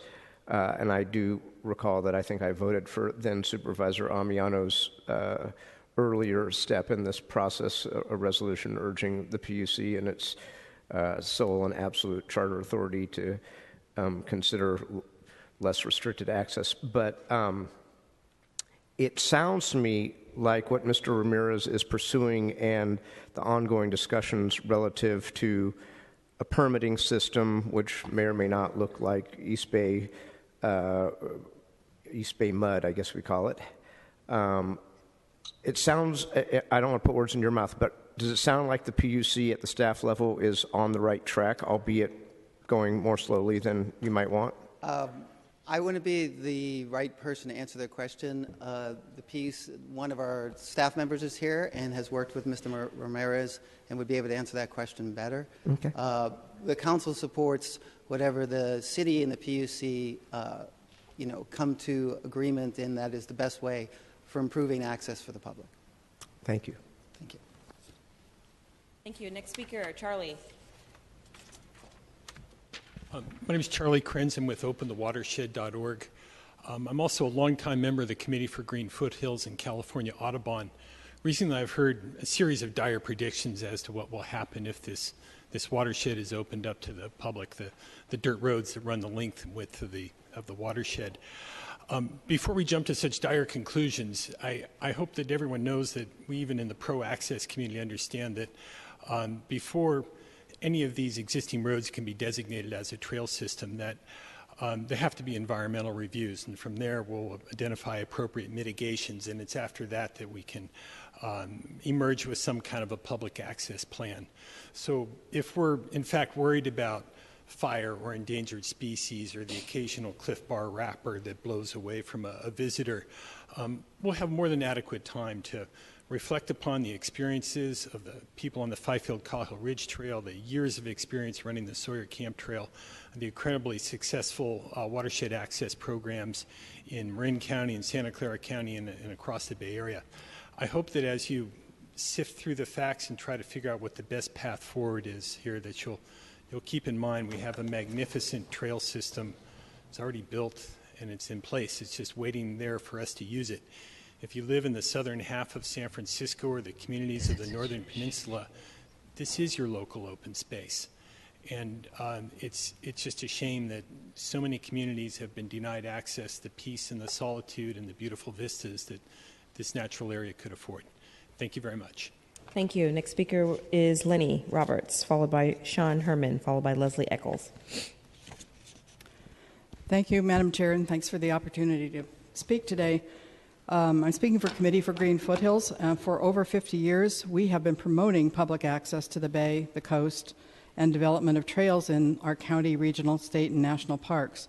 Most of the parks and open space preserves on the peninsula were acquired thanks to our efforts as well as many others. So I have an interesting perspective here. We appreciate the changes in the proposed resolution, but we haven't had a chance to study them. And as written, as we understand it today, we cannot support the proposed resolution. This is a protected watershed and a fish and game refuge. It is not a park and was never contemplated as one, contrary to Marin Municipal Water District's lands, which were at their inception also contemplated as a park. Proponents are touting responsible access, but not everyone behaves responsibly, as I'm sure we all know. The final EIR for the Peninsula Watershed Management Plan said, although most recreational users consider themselves to be environmentally responsible, a percentage of public land users will invariably violate access rules and engage in illegal activities such as trespass and building of unauthorized trails. It would take only one match to turn this treasured place into a disaster zone. The Rim Fire and the Soberanis Fire were both started by illegal campfires in out-of-bounds areas, so everyone does not behave responsibly.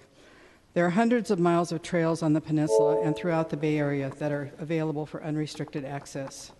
If you expand the docent program and partner with San Francisco and Peninsula schools and other groups, such as Latino Outdoors and Connections Outdoors, which was a Sierra Club program to provide educational opportunities for underserved communities, This would achieve your goal of increased access while still protecting the watershed's natural habitats and endangered species, as well as our celebrated water quality.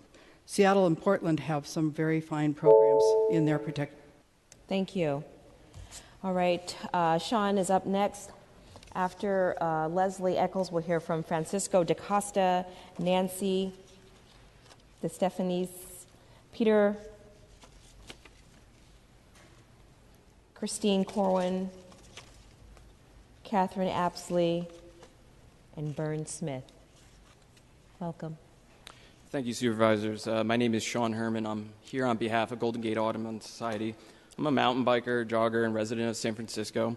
I can appreciate why, on first glance, this resolution seems like a good idea, but I'm here to explain why it is not. It's well-intentioned, but it fails to adequately prioritize the importance of leaving undisturbed our precious resources of water as well as wildlife. Our concerns are mostly threefold: preservation, funding, and also education. And we're grateful that there is going to be a CEQA process, but in 2001, EIR was adopted. It actually specifically mentioned that, for instance, the marbled murrelet, which is a specifically protected species, while certain plans that are implemented in Marin or other reservoirs cannot be used to be a basis for the plan implemented with this specific watershed. The reason why is because this watershed has been closed to the public since the 19th century and has allowed wildlife to prosper due mostly, if not exclusively, to the absence of human life. These probable concerns against protected wildlife as well as water must be protected against if we're to protect, they must be protected against, which leads me to our second concern, which is funding. I haven't heard any discussion as to what the costs are associated with this. A law unenforced is merely a suggestion, a law that's not funded even more so, and so we cannot afford to go ahead and recommend something that we do not know the costs associated with. And lastly, with regard to education, the resolution has a patent inconsistency. On one hand, your increase education, it seeks to increase education and recreation, and on the other, calls for unrestricted human access. The current docent program provides tours by people with knowledge which also restrict people from wandering off marked trails. The resolution may not call for the end of the docent program, but by calling for unrestricted access, it in essence diminishes the import of the docent program, and that is counter-educational. In addition, I have a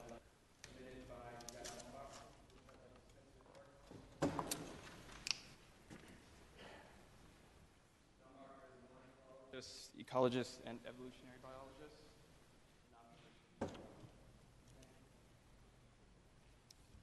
Thank you.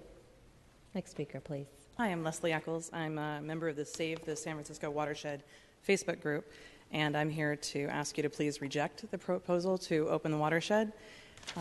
I personally saw a man get out of his truck, pull a beekeeper's mask over his face, get 2 large buckets out of his truck, and dump them as close to the watershed as he could get. I called the police.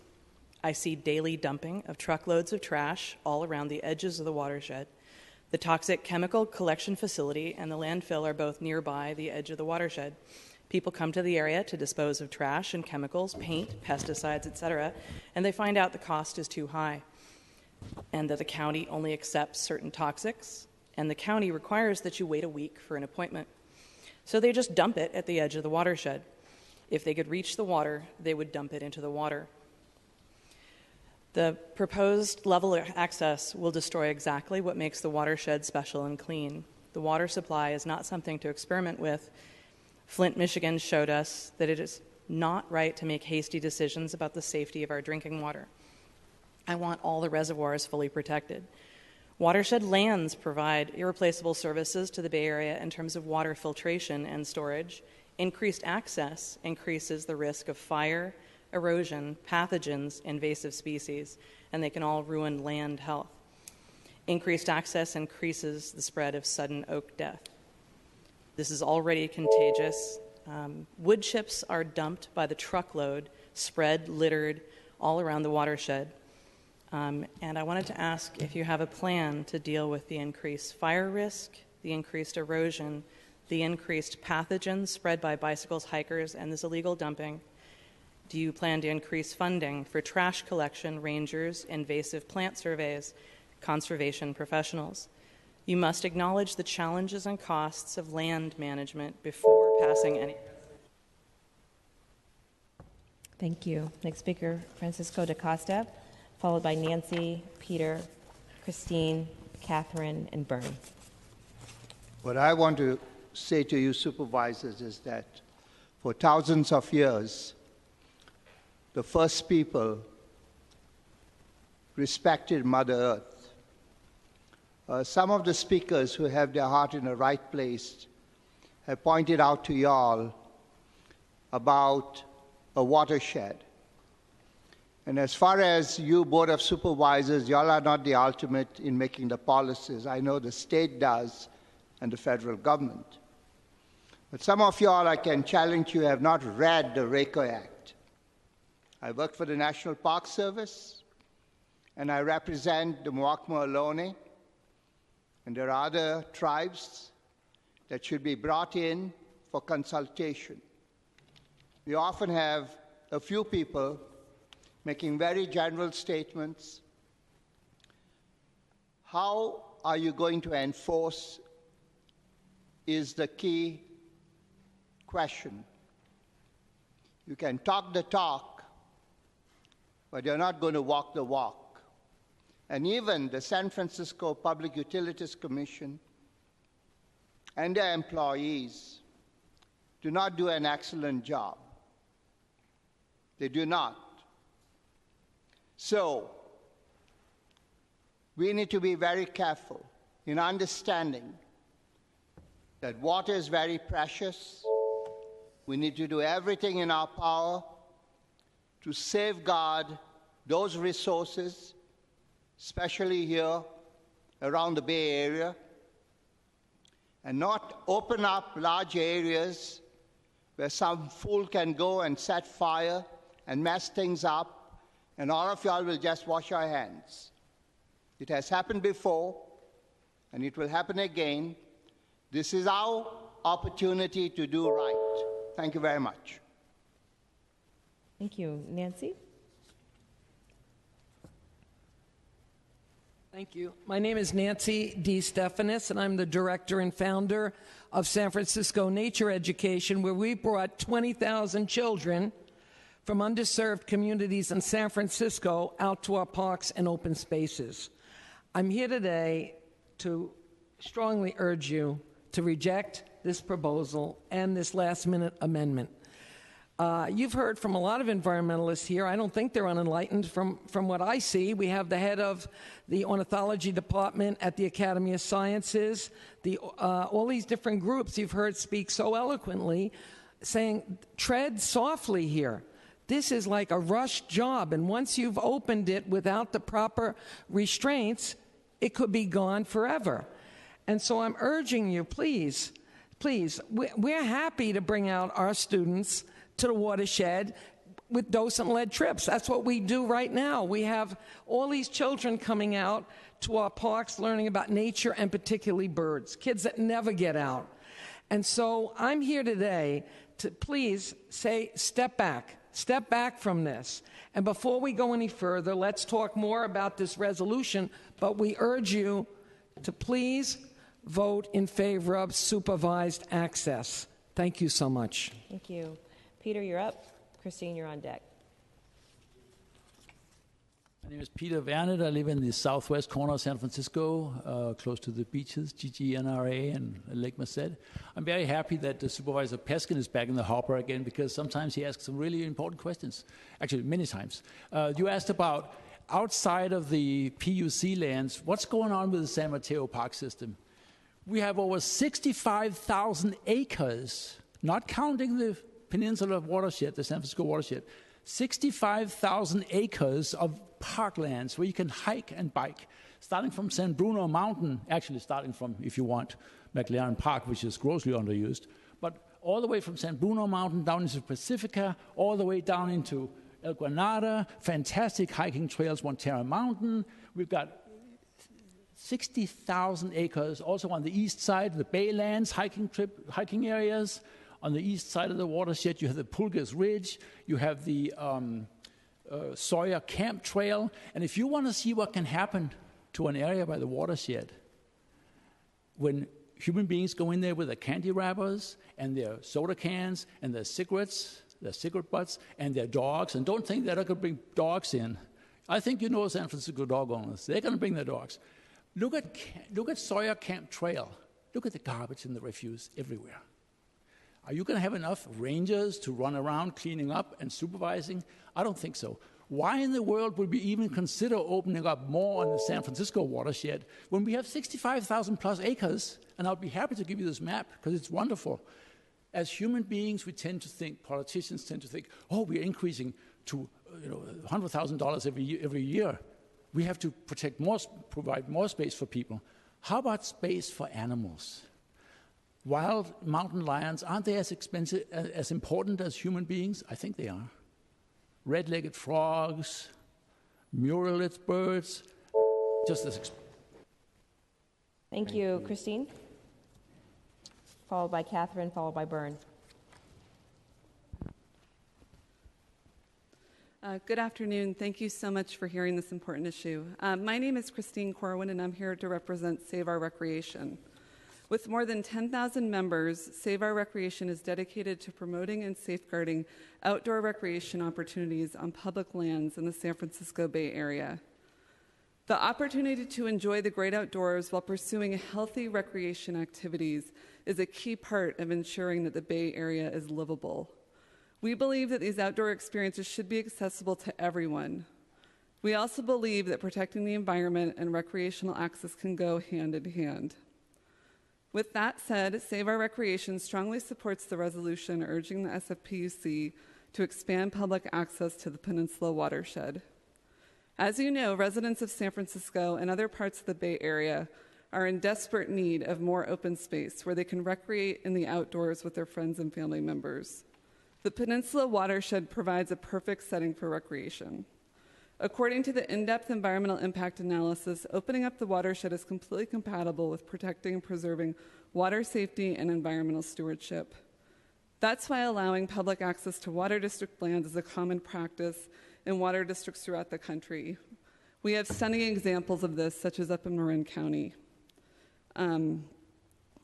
Finally, Save Our Recreation strongly supports unaccompanied access over a docent-led program. The current docent system makes it impossible for people to wake up on a Saturday morning and decide they want to go for a hike or a bike ride. It also discriminates against people who have to take public transportation or ride their bikes to the trailhead. We feel that it is simply a way, the docent-led program is simply a way to keep the Bay Area public out of the watershed. We urge you to support this resolution. Opening the watershed will help preserve one of the things we love most about the Bay Area, being able to hike and bike and do other activities in the outdoors. Thank you. So after Byrne, we'll hear from Eddie Corwin. Forgive me, I think this is Dan Richmond, Mike Furietta, Richard, Philip, Brian, Arthur Feinstein, Matthew Blaine, and then Anastasia. Please. Hi, I'm Byrne Smith. I work for the Bay Area Ridge Trail Council, and Supervisor Peskin, I'd be happy to answer any questions you have, either now or when I'm done. But what I'd like to do just very briefly is touch on some very specific things about the Ridge Trail that the crossing of the watershed sort of highlights.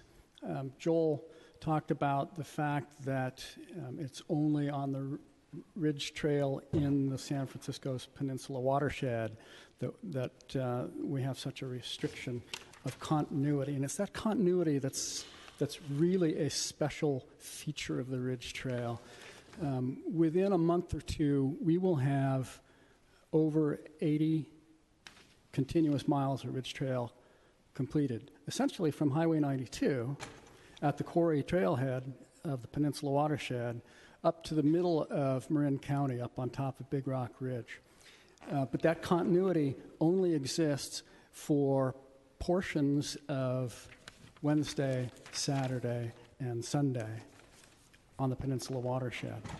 So there's roughly, if you count up the number of hours that you can currently go through the Peninsula watershed on the Ridge Trail, there's only about a day and a half of continuity of access. I also wanted to point out there's one sort of confusing wording on page 4, line 14. Starts at line 13. Constructing the Bay Area Ridge Trail south of 92 to the G. Flagler Estate and taking the trail easement from the Ridge Trail Council. The easement itself is only 1 mile long. It's one of the 2 miles. It's only on the Skylon property. That's the cemetery piece? Correct. It's actually the portion that's on the cemetery's property. We don't have the easement on your property at all. But it makes perfect sense to us for you to take that easement from us to provide the continuity. I'm sorry, your time is up. If I could just follow up with the question that I was asking the previous speaker, which is, I and maybe I'm wrong about this, but I think that there is a broad consensus at the PUC, at the staff level, and I don't want to speak for my colleagues, but I think historically, at least at the Board of Supervisors, and I would imagine currently at the Board of Supervisors, to, one, go with a less restricted type of access, and I think that staff is supporting that and trying to figure out how to get there, and two, to be able to be a part of the Bay Area Ridge Trail succeeding in all 550 of its miles. My question to the board member who previously spoke is that my perception, or do you concur, or do you believe that at least at the PUC staff level that there is a commitment, albeit maybe not moving as quickly as we all might like given the vicissitudes of money, CEQA, and bureaucracy? I'd throw NEPA in there as well. I completely agree with you there, and I think that this is part of a sort of a long arc that I've noticed over the last 25 years or so, and that is a change in management philosophy among lots of different kinds of land managing agencies.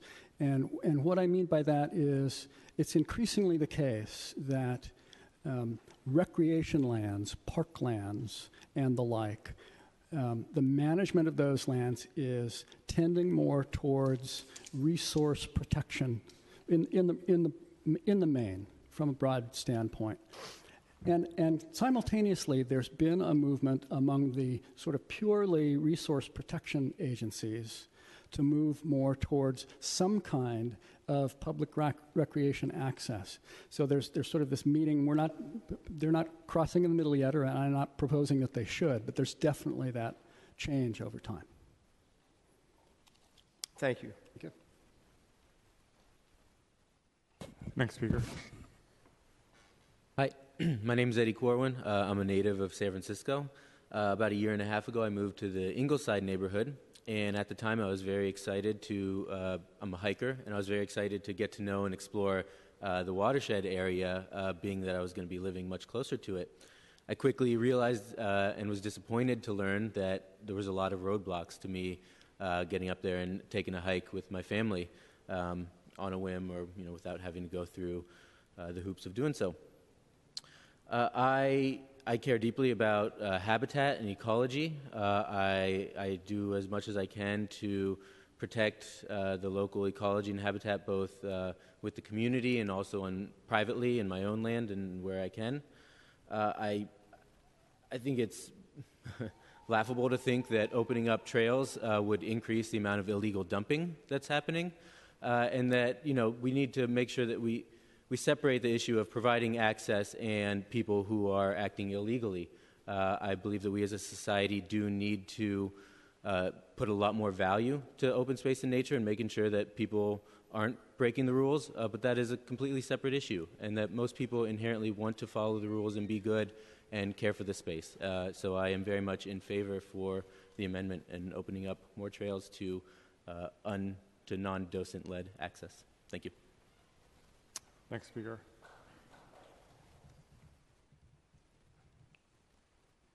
Good afternoon. My name is Dan Richmond, and I'm a non-elitist who thinks that preserving the natural world is the primary, foremost challenge for the human race in the 21st century.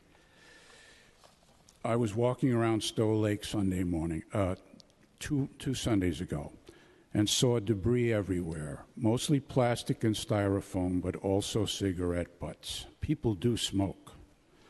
I also saw several dogs running around very much off-leash, including a whippet racing up the slopes of Strawberry Hill on the island in the middle of the lake, though there were frequent signs painted on the roads with 12-inch high letters saying no unleashed dogs allowed.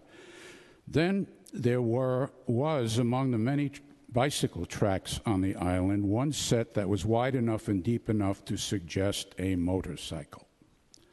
If we multiply the area of Stowe Lake a couple of thousand times or so, we come up with something like that of the Crystal Springs Preserve. If we multiply the transgressions I observed at Stowe Lake a couple of thousand times, we get an idea of the magnitude of what might very well occur at a preserve open to unrestricted and unmonitored public use, human nature being what it is. I strongly urge you to approach the preserve with great caution and true respect, and to discard any proposal to simply throw it open for exponentially increased, unrestricted, and unmonitored public access. Thank you. Next speaker.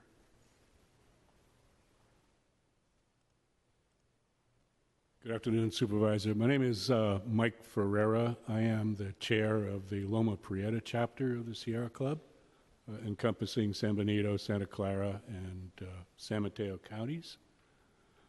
I will incorporate by reference every word I just heard, but I would also like to say that I was not the chair when the PUC wisely adopted the preferred environmental alternative, which is what we have now with the docent system. But I think it's one of the best decisions they've ever made. The docent system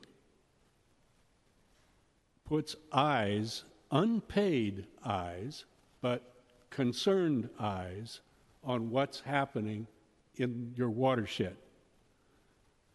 It's almost a dream come true. No staff expense. You have people out here patrolling, monitoring, making sure the right things happen. They like their job. They would suggest changes. They would agree with the heading for your resolution, urging the Public Utilities Commission to provide enhanced public access to existing public roads and trails in the Peninsula watershed, consistent with the goals of protecting, etc. They'll agree with that. They think the docent system should be expanded, as Lenny Roberts mentioned. That is our goal. A problem with the under-participation is the 3 days a week thing. We think 7 is great. We think the hours of the day could be expanded. And I guess I'll just close and say that having respect for the California and Federal Endangered Species Act and the California Environmental Quality Act is not elitist. Thank you.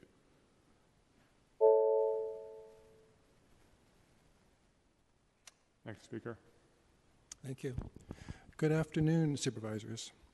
My name is Philip Gary. I'm a 50-year resident of San Francisco, and I'm asking you to oppose the resolution to further open the San Francisco Peninsula watershed. The public strongly supports protection of our drinking water. A poll done in SF Water Department, by the SF Water Department over 20 years ago, concluded the overwhelming response of the people interviewed was that the water quality should be protected and public access should not be increased. The 23,000 acres of the Peninsula watershed lands are protected and managed by the PUC, with the primary purpose of production, collection, and storage of the highest quality of water for the city and county and its suburban customers. Our water supplies are precious resources that need to be protected, particularly in light of increased drought periods that we face in the future. The Peninsula watershed has the highest concentration of rare, threatened, and endangered species in the 9-county Bay Area. which is truly remarkable considering its proximity to the highly developed urban areas in the 10 adjacent cities. There is already a popular 16-mile-long trail operated by the San Mateo County Parks called the Crystal Springs Trail, which is open every day to unrestricted access. Our over 300,000 people per year enjoy this paved trail east of the reservoirs near 280. The Crystal Springs watershed is a precious asset belonging to all, but to be enjoyed from a distance. Human interaction will produce no positive effect. On the contrary, it will enhance any benefit to the retention of this last piece of unspoiled open space in the SF Bay Area.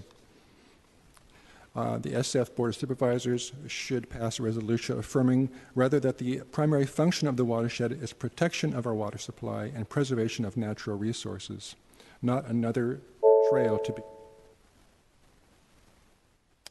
Thank you. Next speaker. Hi, my name is Brian Cohen. I'm with the Open the San Francisco Watershed Group.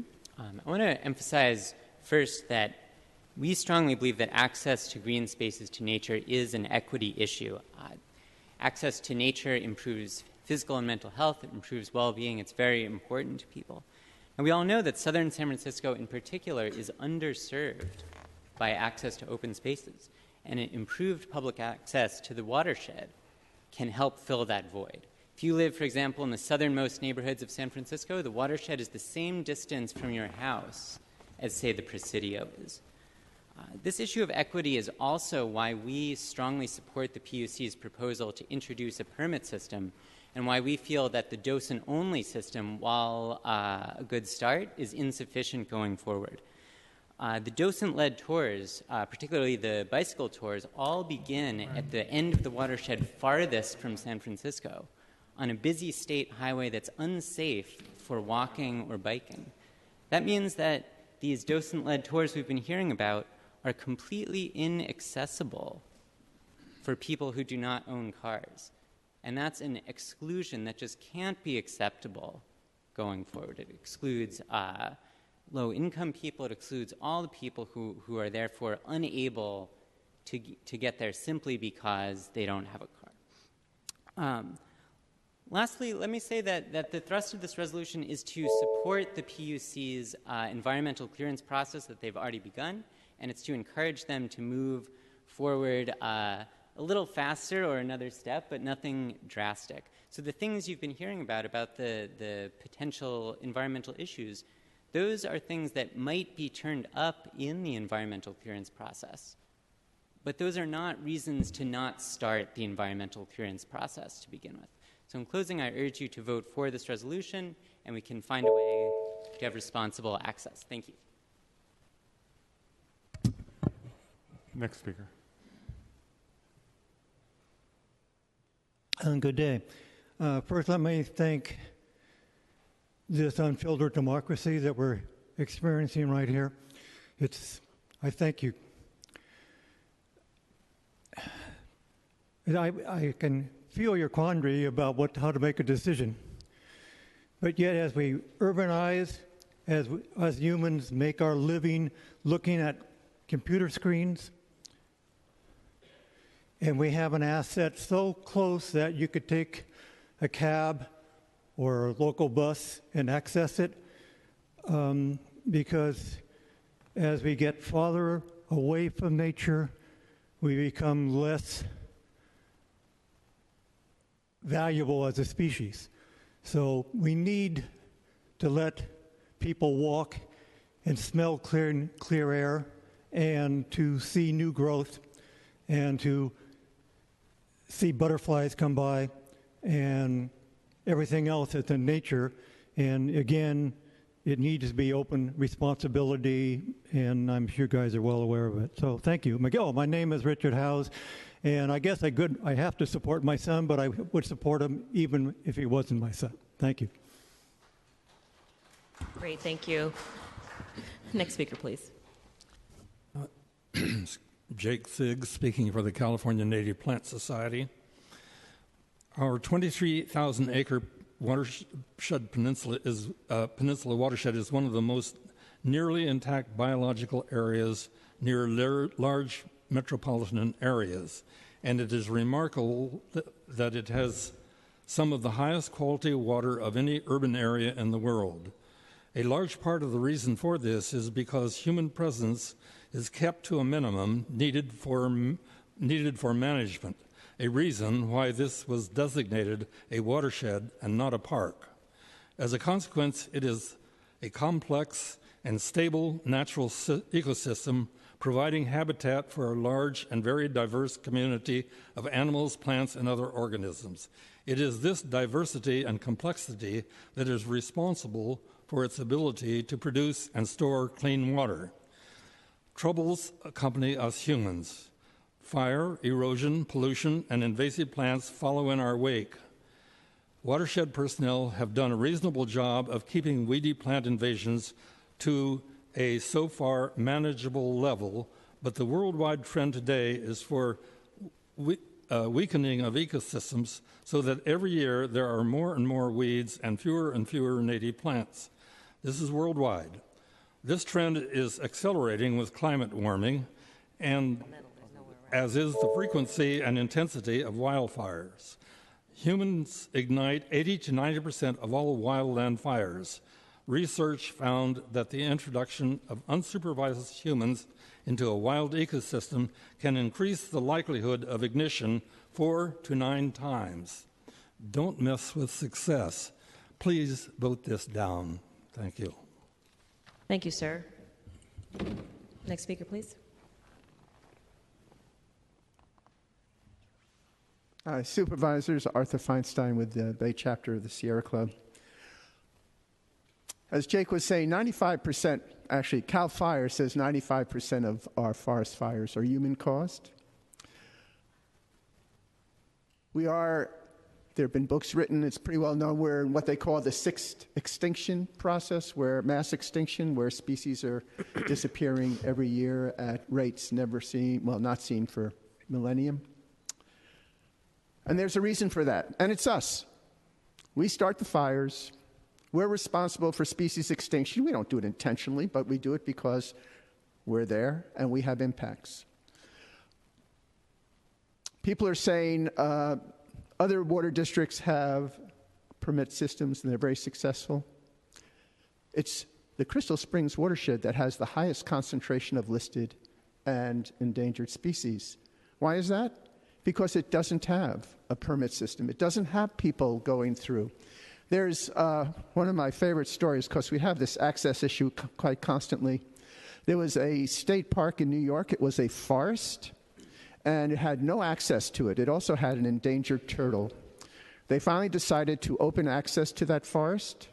A year later, there were zero turtles left in that forest. The assumption is that people took them home as pets.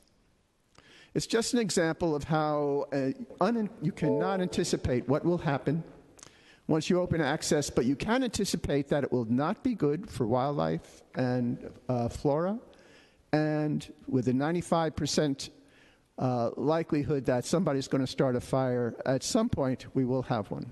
And if you remember, Oakland did have one, and it was pretty devastating. And many friends of mine lost their houses. Finally, when you do have a fire, our watershed is going to be highly impacted, and our water, and I'll leave it at that. Thank you. Next speaker, please. Mr. Feinstein, if I could just, through the chair, ask you a question, which is that I am under the impression, based on a conversation I had a little while ago with Supervisor Avalos, that you and Supervisor Avalos have attempted to craft some language to balance the competing recreation and resource needs that are before this body. And to that end, I wanted to know if you are in receipt of what we will ultimately consider here. That's question number one. The revised the resolution? Amendments that have not yet been introduced that apparently you were a party to. This has all been moving very quickly, so we've seen it. I've seen it for an hour now. Okay. Or however long, when the supervisor was here. That's good enough. Okay, I will work the rest out with my colleagues on this panel. Okay, thank you very much. Next speaker. Hello, Anastasia Glickstern here, and I want to talk about primary goal of watershed, providing clean water to 2.7 million customers. And I want to talk about the pesticides use, which is happening now. I got the reports from PUC. They're using quite a lot, and it's not good for anybody. It's not good for people. It's not good for endangered species. It's not good for non-endangered species. It's very good. All those herbicides, which they use to play God and restore the watershed to something which presumably was there 250 years ago. All these things, they are carcinogens, they are endocrine disruptors. They should have been banned long time ago, and they actually should have been banned according to the pesticide ordinance in San Francisco in '86. Before the time stops, I want to mention that Marine Municipal Water District uses no pesticides on the land for more than 10 years, and they recommitted not to use any for another 10 years. And the last report from East Bay MOD shows that they already have those pesticides in the drinking water. That's their own report. So it's just a matter of time when this use of herbicides on watershed will show, those herbicides will show in the tests done on the water. And people who are environmentalists and call themselves environmentalists, they should read more on those herbicides. Thank you. Thank you. Next speaker. Hi, I'm Matthew Blaine. I'm a resident of D8 and the chair of SF Urban Riders. We're one of the leading trail advocacy organizations in San Francisco with over 1,000 members, and our focus is on trail advocacy. We do trail maintenance, public education, habitat restoration, other activities towards that end. I also have a focus on bicycles. I'm here to thank the supervisors for bringing this resolution forward, and also specifically to thank the PUC for working through this, because this project has been going on for years, possibly decades. One of the things which makes the Bay Area so unique is the proximity of these open spaces and the city. Watershed open spaces have a long history in America, certainly since at least the 19th century. These are spaces which are to protect the water, closed to industry, but yet open to recreation. This includes Crystal Springs, which includes highways and roads right next to the reservoir. We just particularly like to support this resolution. A large part of it is because of the connectivity, which the Ridge Trail people have mentioned. This allows people who are in San Francisco to connect south to the peninsula on foot, on a bicycle. It's particularly ironic if you try to do this today. You'll come up to a big sign which says, closed, no trespassing, this is public property, which is pretty ironic, especially since apparently before it was public, in fact, the public could access the property.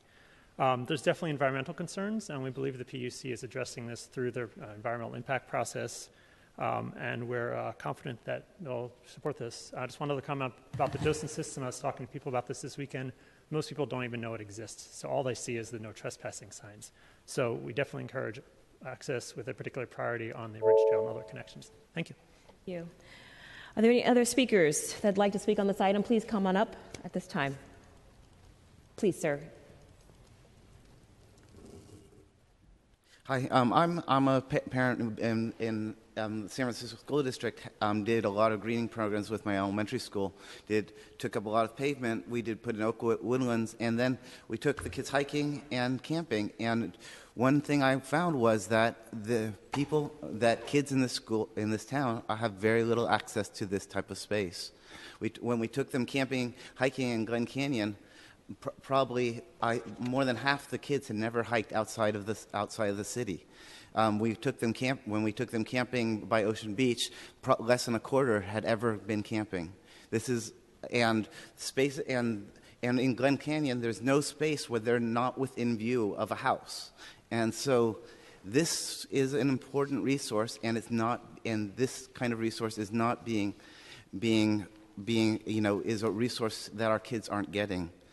And I think that the Dawson program is keeping this type of space, this space away from these children. I've hiked there. I grew up down there. I've hiked there now once on the Dawson program. Families cannot organize their lives around such a program. It really just makes it inaccessible to most families, and it makes it most inaccessible to the families that need it the most. It's really upsetting. It's really upsetting when I go out hiking with these kids and they haven't seen this. I think the Sierra Club is just missing the point on when they read John Muir. He talks about the value of solitary time in nature, and that is not available to these kids. And this is, and a Dawson program is not that. And then to say, oh, there's other trails, it totally misses the point. Also, John Muir wouldn't say, oh, we've got Yosemite Valley, that we don't need Hetch Hetchy. Thank you. Next speaker, please. Hi, good day. My name is Mark Pryor. I'm a 25-year resident of San Francisco, avid trail user. I have explored extensively the Marin Lands, the Santa Clara Lands, and I am an annual pass holder for the East Bay Mud Trails. That system works. There's nobody out there. There's no damage. There's no wrappers. What I have done is walk the bike trail, the easement that was referred to earlier. It is within striking distance of the water today. The concerns about the water safety just don't make any sense to me as a citizen. The road that we're talking about is a dirt road with trucks going up and down it. I have stood at those gates. I can't get to the other trails very easily because I don't have a car, and I would like to strongly urge the supervisors to pass this plan. Thank you. Thank you. Next speaker, please. Good afternoon, Michael Naranjo. Thank you to the supervisors for your time today. I'm here to speak strongly in support of expanding responsible access to the watershed. I'm going to make 3 quick points. The first is, given this country's and particularly the Bay Area's health crises, people need access to open spaces close to where they live. Responsible access will help at least the city and the immediate suburbs access a true treasure that's close to us. Secondly, with respect to our environmental concerns, I think everyone that has spoken today has the same feeling about protecting the environment. But in order to have respect for the environment and to propagate that respect for future generations, you need access to the environment. And responsible access is the way to go here. And then thirdly, with respect to the concerns about fires and other environmental issues, no one is advocating opening access irresponsibly. Everything will go through the appropriate environmental measures here, and those measures have already started, and they will continue to go through. This is not willy-nilly opening up this resource. Again, I strongly urge passing this resolution, and thank you for your time today. Thank you. Next speaker, please. My name is Bob Siegel. I'm on the board of the Bay Area Ridge Trail, and also for the last 14 years I've been a docent on the Ridge Trail and the Fifield Kale Trail and led, 70, 80 hikes. I'm very familiar with, I think 25 years ago when this room was packed in the Board of Supervisors insisting the POC open the trail, and they very cautiously said, just with the docent program, we'll do it. That docent program has been successful to the extent that we know that people have used the trail wisely, but I also know that a lot of people want more access to it. The trails are very far from the 4 reservoirs there, as my predecessor just spoke about, on working roads used occasionally by the patrols of the San Francisco PUC. This is a nice further step after a very successful first step, a very cautious first step. And I applaud you for moving on and making this similar to the East Bay Mud, which those trails too are used very sanely and nicely by those people with the permit. I thank you very much for your attention. Thank you. Is there a next speaker? Supervisors, my name is Nate McKitterick. I moved to San Francisco in 1989. I'm a homeowner in San Francisco. I currently reside in San Mateo County, where I rent and where I've been a planning commissioner for 12 years. It's difficult, and by the way, I am a Sierra Club member for a long time. It's difficult from a planning perspective to articulate a planning-based rationale to exclude the public from these lands. As a resident of San Mateo County, from that perspective, we have a lot of open space on the peninsula, but it's only accessible if you can go there during the week because the parking's all full.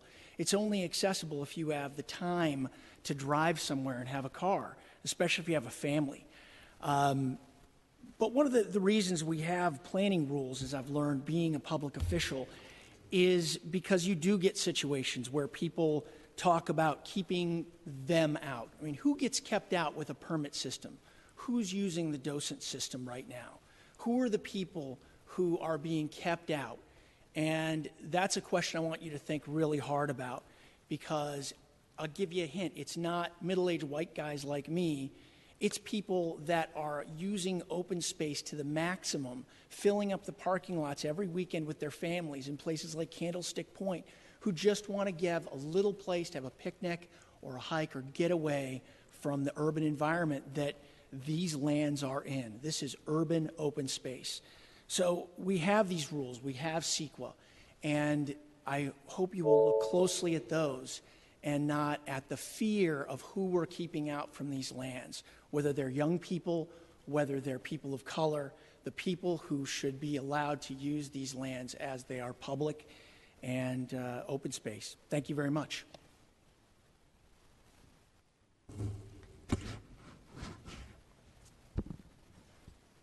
I did fill out a speaker card more than 2 hours ago, but I guess it got misplaced. My name is Courtney Clarkson, and I belong to lots of environmental organizations.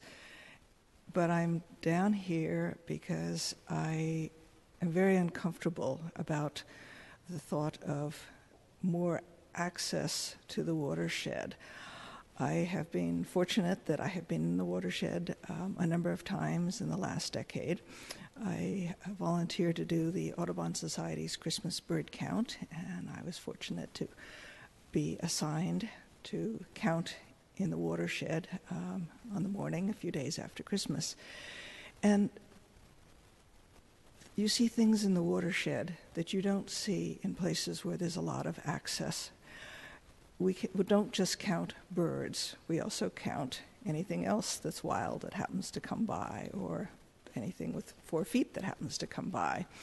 You see rabbits, you see deer, and you see what unfortunately you don't see in San Francisco anymore. You see flocks of quail. Now, some of you may have read Tom Steenstra's article in the Chronicle today. Some people do read the Chronicle still. And it talks about, oh, how wonderful to be able to bicycle all this distance.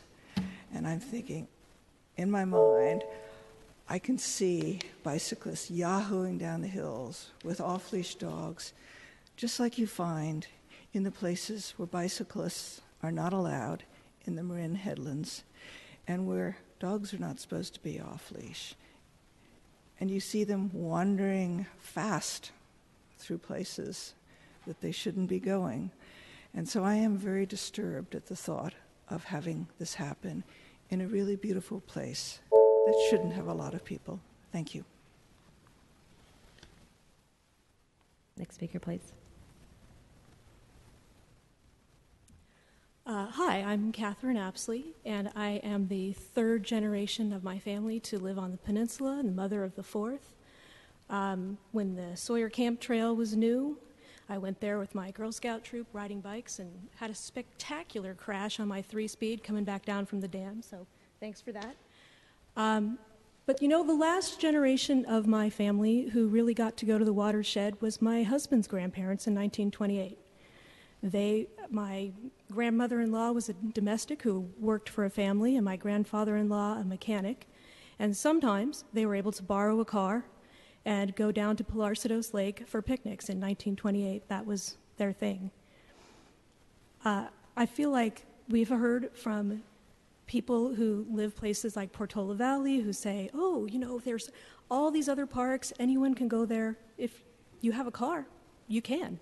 If you live there, you can go out your door and walk to the sea. If you live in the North County or in San Francisco, your options are more limited. But you could reach those trails by Samtrans. From Skyline College, from Sweeney Ridge, from the the coast side, from Montero Mountain. You could do it from the cemetery. If there was a permit system, people could make in and out hikes without having to make a 12-mile and then figure out how to get back to the beginning.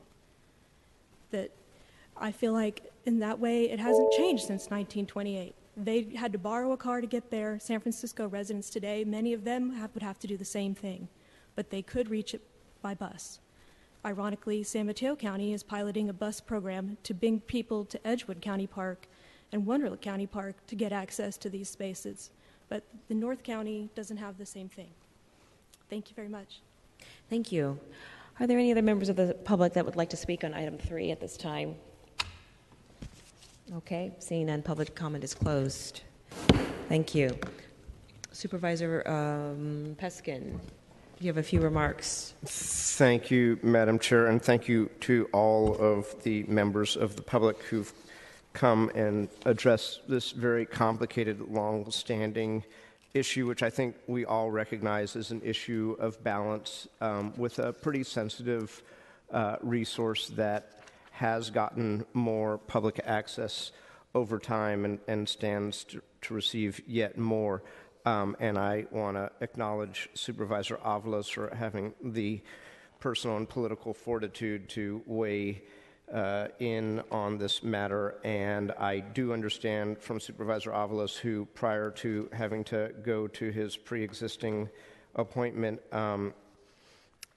gave all the members of the Land Use Committee some suggested amendments which are before us, and I told Supervisor Avalos that I would move those amendments so that we can discuss them. I think we heard him indicate that we would like to have a little bit of time for members of the public, be it recreationists from San Mateo County or folks from the environmental community that we've heard from, both from San Francisco County and San Mateo County, to look at these amendments. And so I'd make a motion to adopt the amendment of the whole. I do have a few extra copies, unfortunately just a few of them, but they will be online if the committee adopts them, and then to continue this item 1 week so that we can hear from various individuals and participants in this matter, where I think we are trying to achieve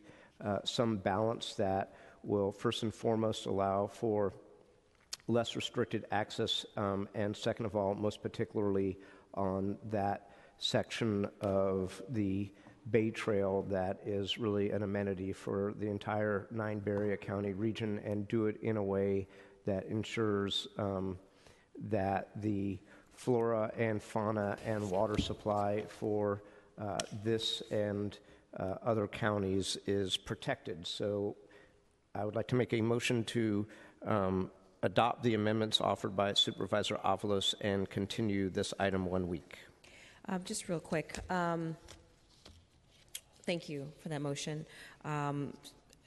Ladies and gentlemen, just for your own edification, Supervisor Avalos has made 7 amendments. Some of you have indicated having an opportunity to read them during this committee.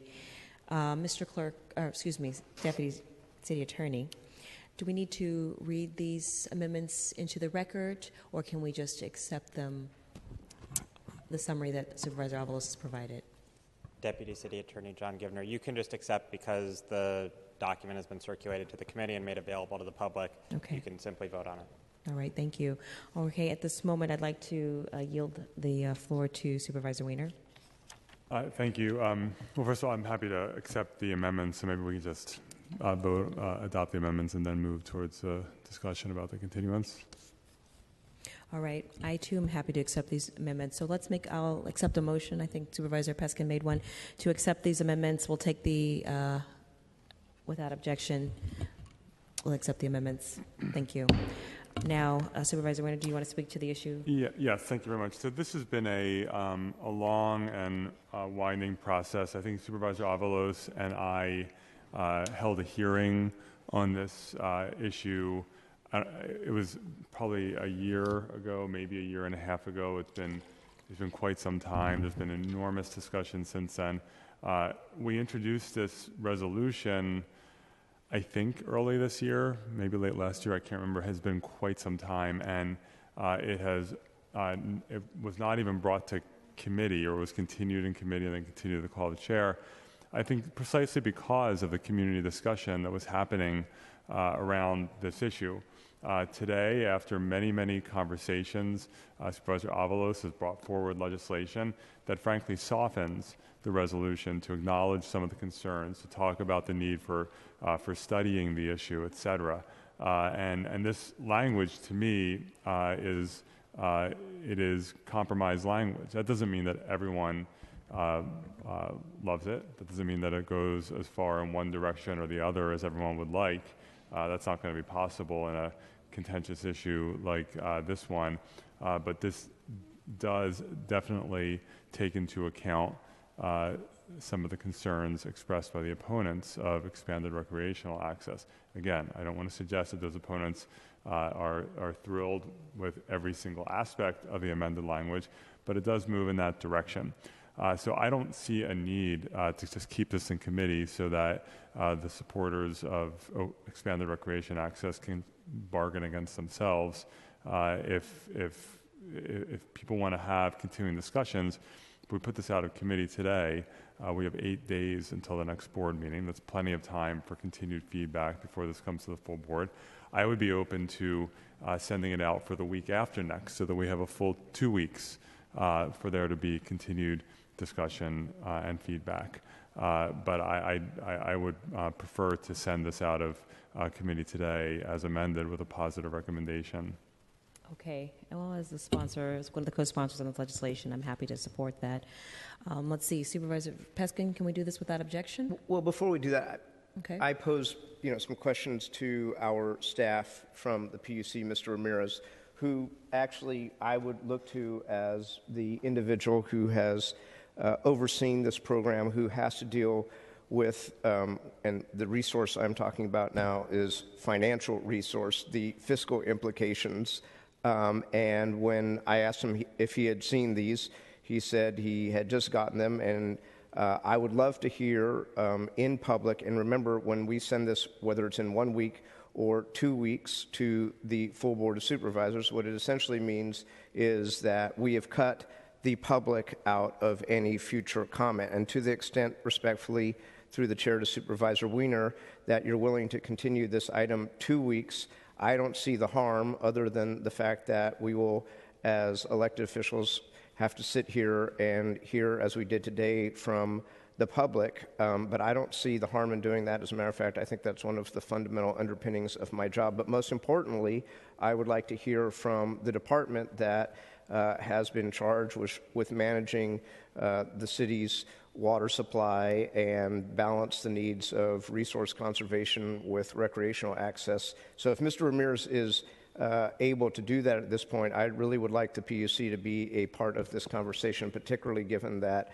we will end up having to appropriate whatever dollars we need to appropriate for additional on-the-ground rangers, of which he has very few, for additional, if the fears about fire safety are true, I'd like to hear that from Mr. Ramirez at a professional staff level, and if so, what the fiscal impacts of that might be. So, and I'm happy to have this conversation now, but I also don't see any reason to cut the public out of this conversation. It obviously is a matter of widespread interest in a number of counties, one of which we represent. So, as I understand it, the question is about our financial ability to implement the program or all the programs that are... The first question was, have you seen the amendments, and would you offer your position as staff on behalf of the Public Utilities Commission of San Francisco with regard to the resolution as now amended that is before this body? Sure. With the caveat that I was trying to mostly listen to people and their comments and wasn't just reading the proposed amendments. There are things in there that are, I think, more consistent with the direction that we currently have. There are some things in there that are not. We have the resources to construct the new trail as it's currently proposed on the ridge. We have not wrestled nor proposed what it would cost to operate it. There's language in there about opening the trail more quickly than we have proposed, which we are not currently budgeted to do. The city, I'm sure as all of you know better than I do, just adopted a two-year budget, which takes us through 18. We propose to open this trail, at the beginning of 19. So we need to do that still. We have not done that. Even with the permit system, there were a lot of things that are expensive to implement. And the issue of overseeing and ensuring people are, in fact, following the guidelines the Commission adopts as part of the project are paramount. We have not outlined those yet, and so I can't put a number on them. I just know that it's going to be more than we currently have. Whatever the future holds, we're being asked to do more, and we can't do more with the resources that we have now. I feel comfortable saying that as the staff person who's responsible. It's just an issue of fact, so thank you for regaling us with the facts. You asked about the fire risk, and I would say that in particular, of all the things that I wrestle with and I think about during the course of the year, this time of the year and the watershed in particular, the peninsula, is at the top of that list. And I know a lot of folks have thoughts about that, but I would just say that we have a very dedicated but small staff that do the best they can. We have been ravaged by sudden oak death on the watershed. The southern end of what we're talking about, building the trail to Flagler, was the densest stand of tan oak we have on the property. They're all dead.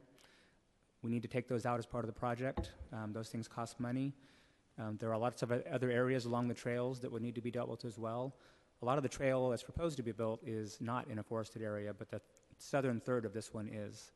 And so those things are also part of the project yet that we have not put a dollar figure on.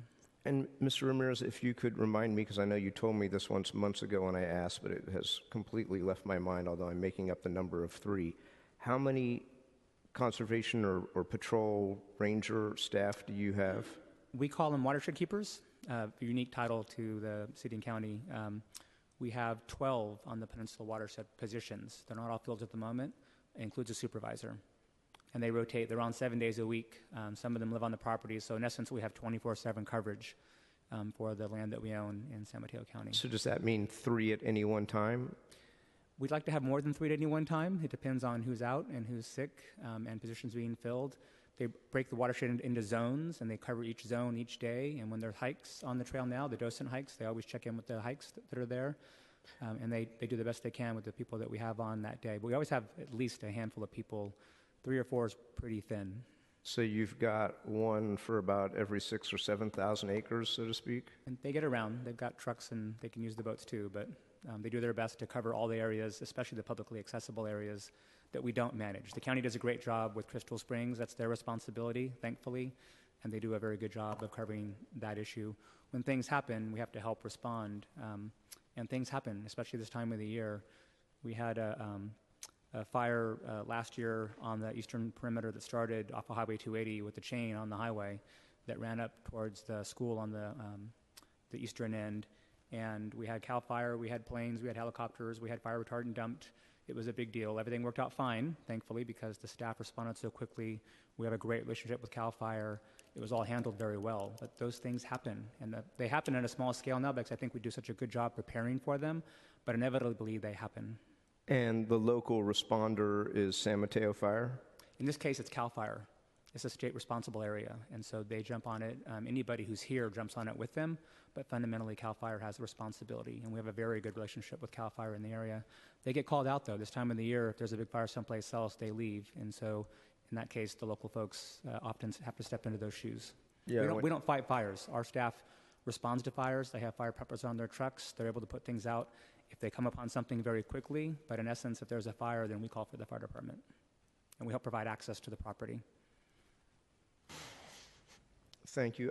I would respectfully submit to Supervisor Wiener and Chair Cohen that just based on what we heard, having you go back with your staff and maybe speak with General Manager Kelly so that at least as we make these decisions relative to this resolution and relative to the amendments, that at least we have a ballpark number of knowing what we are urging you and ourselves to do as to cost, because you've just told this body that it's not in your budget, that it's going to have additional costs and costs that were going to be in out years that are going to move faster.